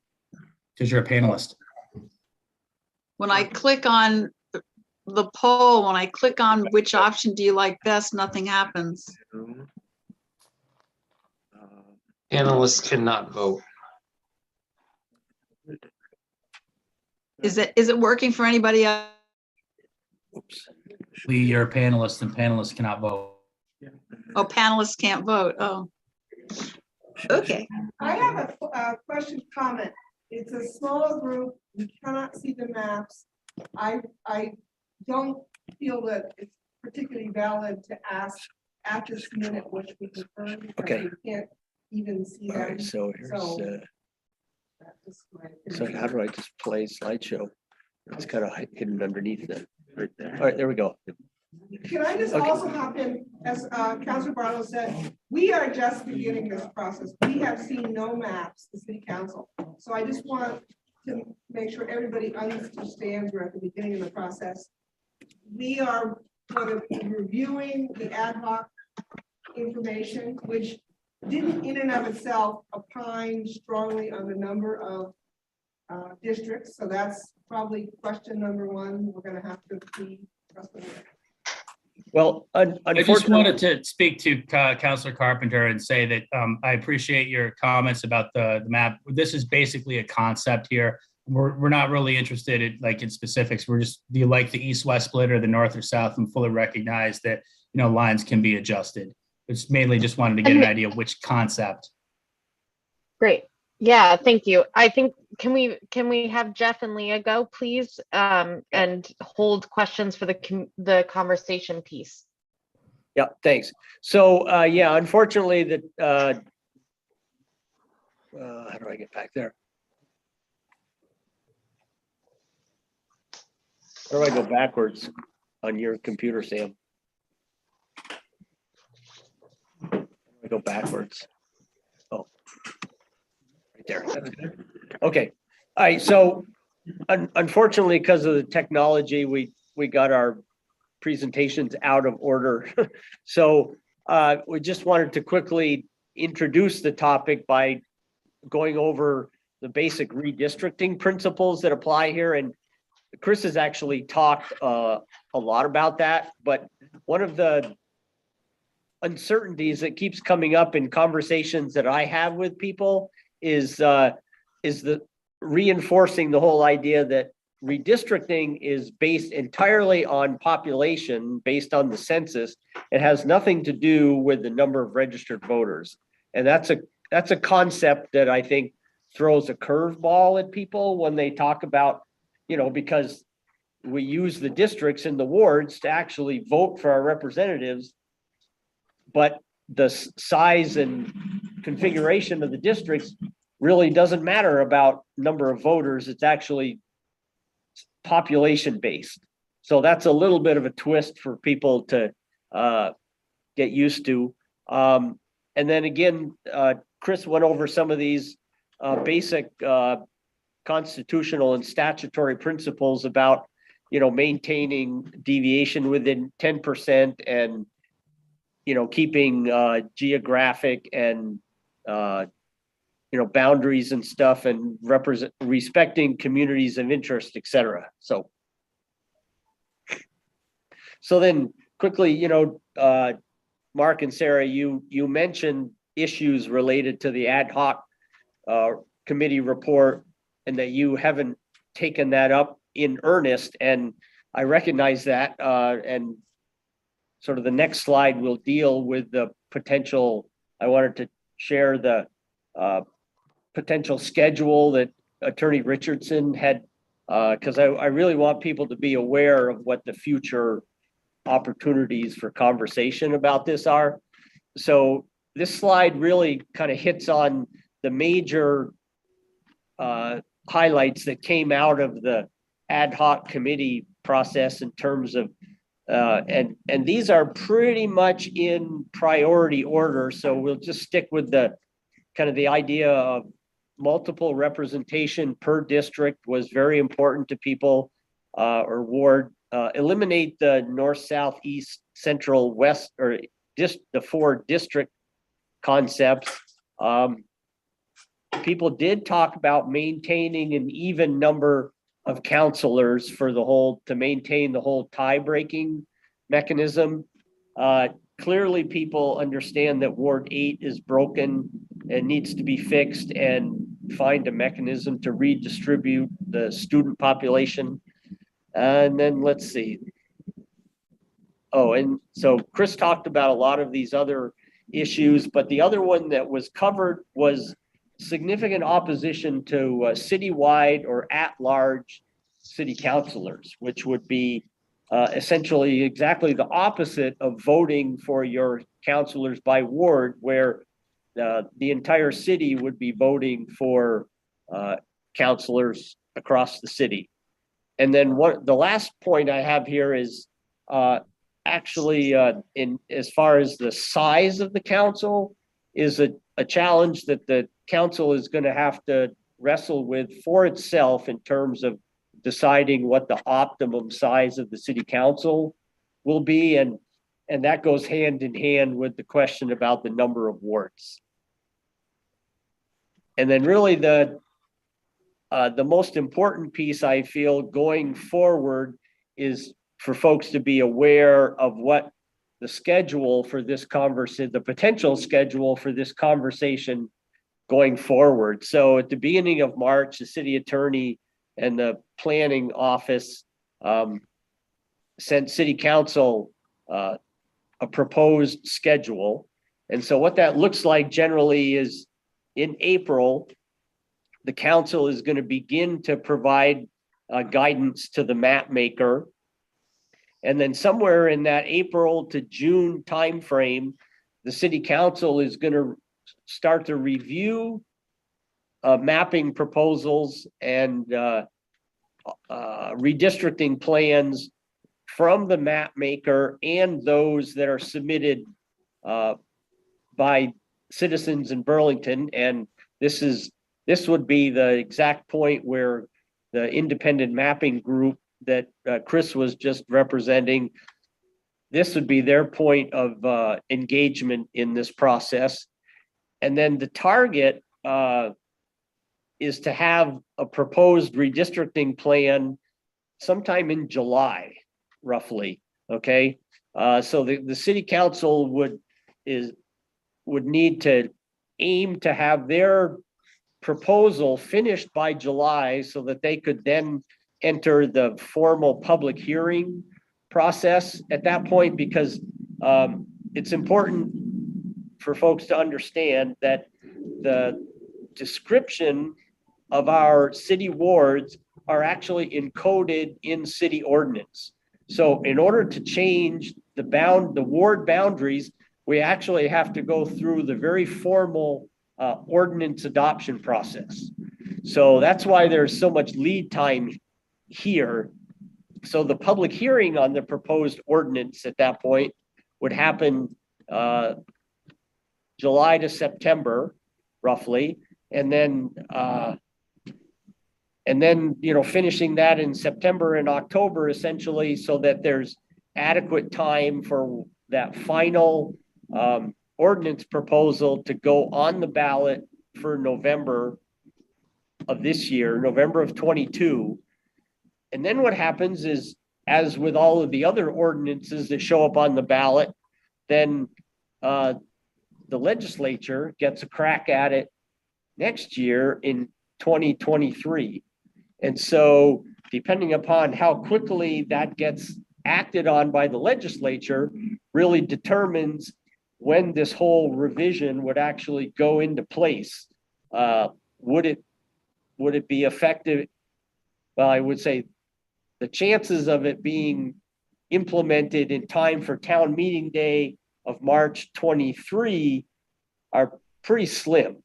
So from practical reality with this whole ordinance mechanism, whatever redistricting plan we have would be likely to be effective for 2024. And so that's the end of what I have here. So that is the flip-flop version of what we intended to share with you this evening. And so Olivia, I'll turn it back to you if you want to facilitate a conversation. Yeah, thank you. I think what we really want to do right now is give people the opportunity to ask questions, to share opinions, have a community conversation. So if there's anyone on Zoom or at the Miller Center, Evan, would you like to start?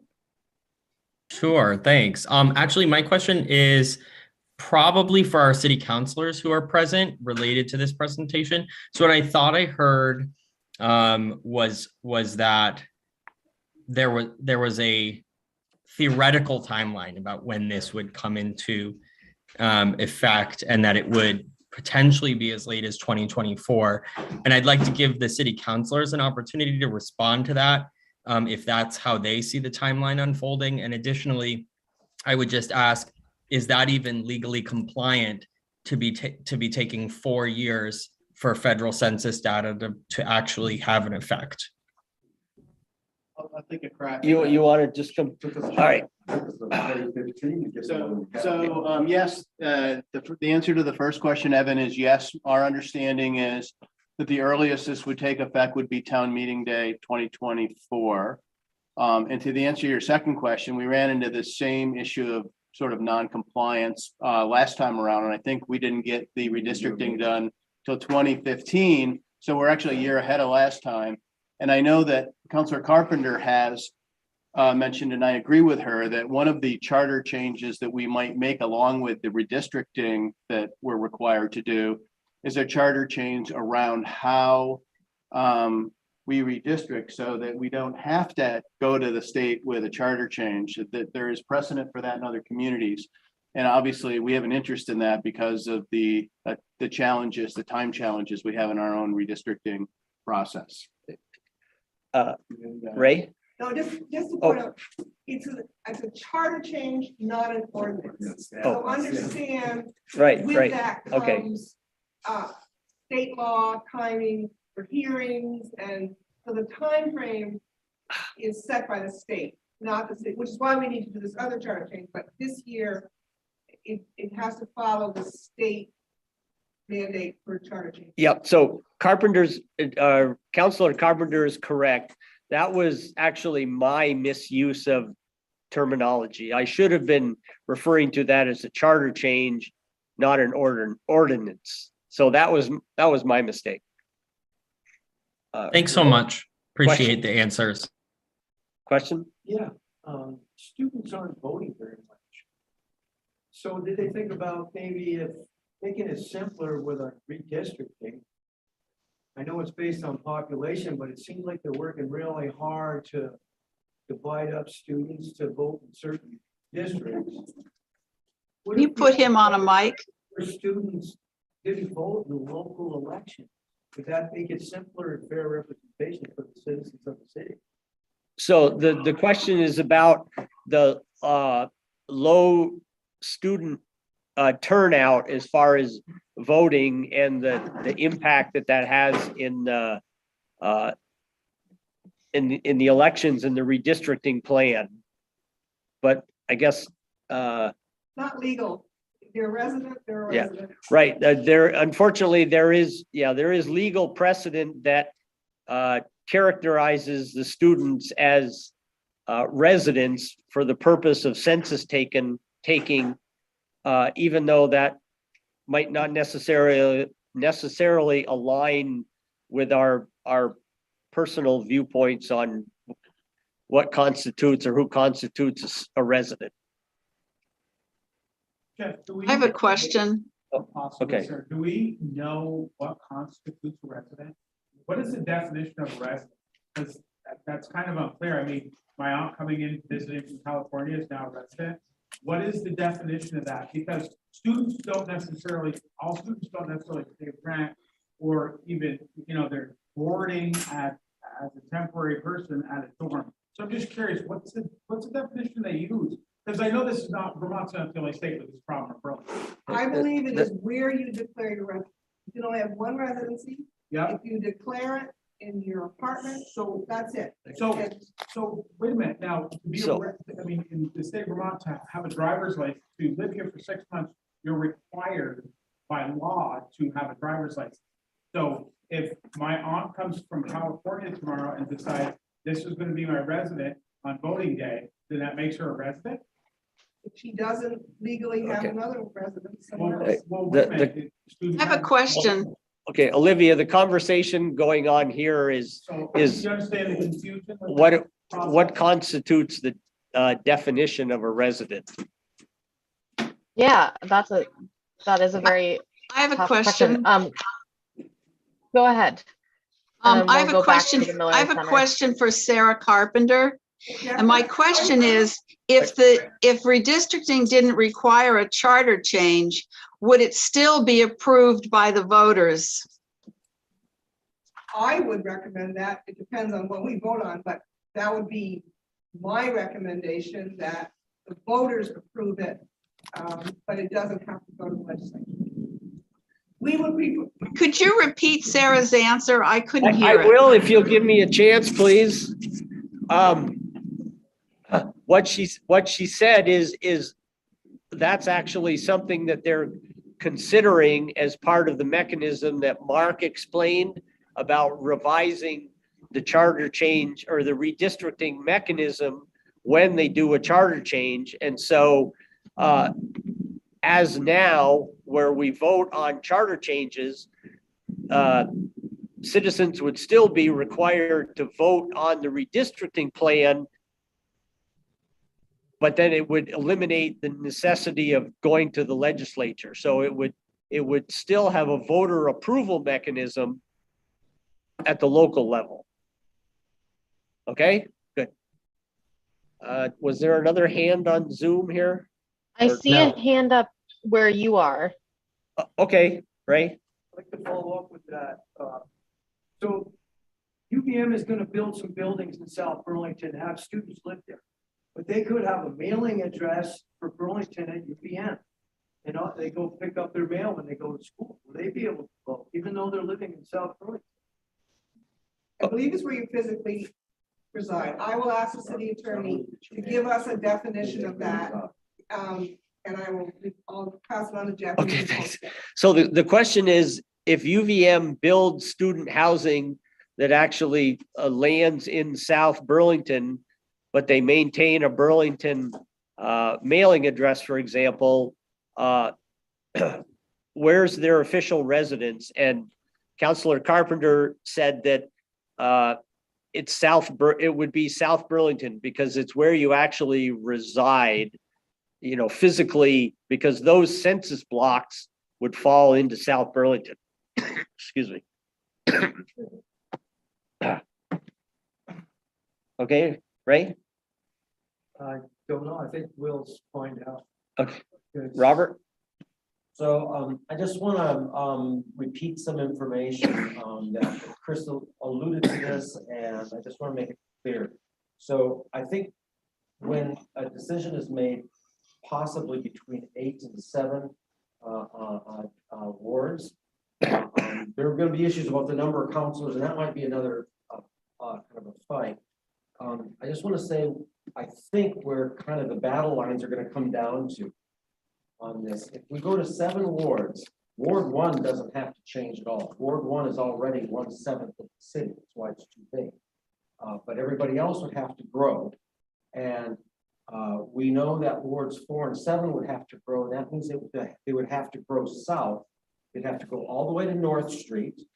Okay, what do you want me to do? I mean, if this is a statement and not a question, then you need to come up here so that everybody can hear you. All right, I'm sorry. All right, I'm going to start really quickly. If we, this is where I think it's going to come down to between 6, 7, and 8 wards, and what the trade-offs are going to be about. If we go to 7 wards like we had before, every ward except for Ward 1 is going to have to grow in size. That means 4 and 7 will have to grow in size, and they will have to go down as far as North Street and as far over as LaFountain Street. Is going to be in Ward 4. If it's Ward 4 that goes down, or it would be in Ward 7. Those people will have to come up to the Miller Center to vote in person, or they'll have to come up to St. Mark's Church and vote in person. Now, but the people who benefit from that is Ward 1. If we go to 8 wards, then it's necessary that Ward 1 is reduced in size. And that means a certain part of Ward 1, some people living in Ward 1 now are going to have to be in Ward 2. And they might not like that, but that's what that's going to be about. But that's okay. That's the technical thing I wanted. So, yeah, so, Robert's explanation gets back to, a couple of those basic principles in terms of, communities, maintaining communities of interest or neighborhood integrity. And so that both Chris and I talked about. So that really becomes part of the council's challenge in terms of evaluating the priorities that they want to apply to this question. And any comment, Mark? Yes, that's absolutely correct, Jeff. The thing that I think is going to happen next is new counselors, incoming counselors. We have 3 of them that need to be brought up to speed, and we'll have a work session of some kind. And then we'll probably go into that sort of deliberation on the official report and other feedback that we've received on what's important in redistricting. Right. And I suspect during that process that there's a core group of faces that are going to be familiar to you in that process. So I expect so, yeah. Yeah. Okay, Olivia, back to you. Anything? Sam on Zoom has a question. Go ahead. Hey, can you guys hear me? Yes. Awesome. I was just curious because it seemed like so much work and thought has gone into this already. Does the city council more or less plan to use this as a basis for what they're going to do, or is that just totally not decided yet? I'd be happy to take a stab at it. Oh, now you got both of them. I think that this is legitimate input, and I think some of the constraints that Chris pointed out in his presentation would be arrived at independently through other people doing the same analysis, because it's all based on trying to equally distribute census blocks across whatever number of wards you decide you want to have. So I think that people going through the same process would come to the same sort of set of constraints. Then it becomes a decision of a majority of the council on what direction to go. And I don't know if you have anything to add. Well, I would, and I appreciate all the work you as volunteers have done as an independent group, but we did have an ad hoc group put together by the NPAs. They have a report. We need to look at all of that work. Some of their work was not conclusive, in particular, the number of wards. So that'll take a lot of pondering. A piece that I think is important for consideration is how does the council function? How does the governance work? Is more counselors create better government? So I think there's an unanswered question that none of us have really discussed. There's a presumption more counselors will reduce workload. I'm not sure that will necessarily be the case. But we have to have that discussion. I've served on 7-member boards. I've served on 21-member boards. I've worked for both, and we've had none of that discussion as well. Right. I do think the number of counselors is one of the key questions, and one of the most fraught, actually. Yes. So there's a lot of strong opinion about that that's already out there in the world that will be brought to bear in any conversations we have. But I'm interested in having access to your presentations, obviously. So yes. If you guys could, if whoever, I guess Jeff and Chris, if you could share those. Can you put them on the webpage or put them on the webpage or circulate them otherwise? Yes. Well, I mean, to you directly, certainly, and then you're, in this and area. you're thinking that would be good for I- public consumption? Well, I would like to look more closely at some of the work that Chris has done that we couldn't really get a good feel for because of the resolution issues we had with the projection and everything. I'm thinking, given some of the level of detail in his work and where you are in the public process, it probably makes more sense for him to share that with you directly. Okay. That's fine. Rather than Yeah. go public with that yet. But we're two of 12. Yeah.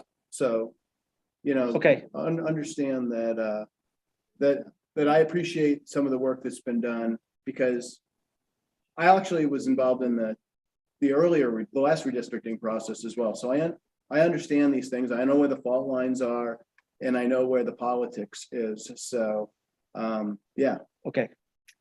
That would be helpful, and I definitely want more input. Although I just want to make sure everybody understands. We're not even close to making decisions. Correct. Right. Well, that's why I was Yeah. hoping that timeline memo from Attorney Yeah. Richardson would be helpful for Yeah.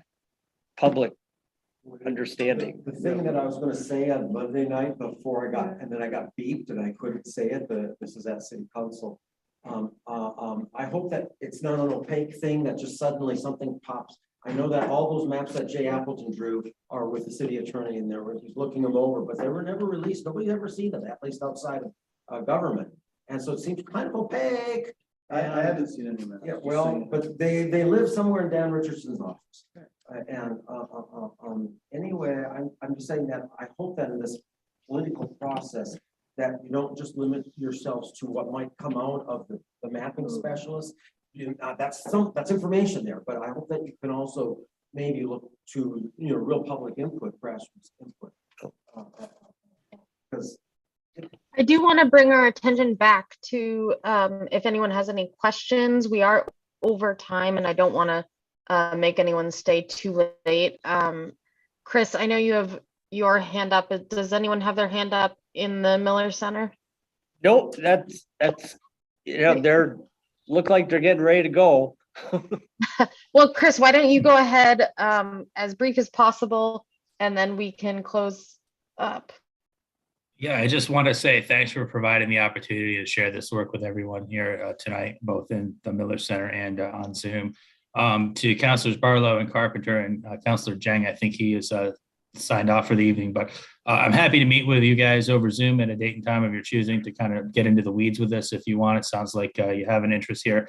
The feedback that I would say, though, that my personal experience, what I've learned from the process is that picking a number of wards and potentially, by extension, the number of counselors without really looking at a different variety of maps may be challenging, because what I had learned is that in looking at different numbers of wards, some maps work better than others. And having looked at different numbers of wards, that's ultimately why we ended up picking the 8 wards that we did for kind of some of the reasons I articulated. So just wanted to share that, it might be helpful to look at the maps that the Mr. Appleton had prepared prior to making any decisions about a number of wards or number of counselors, because the maps may kind of lead you in a different path.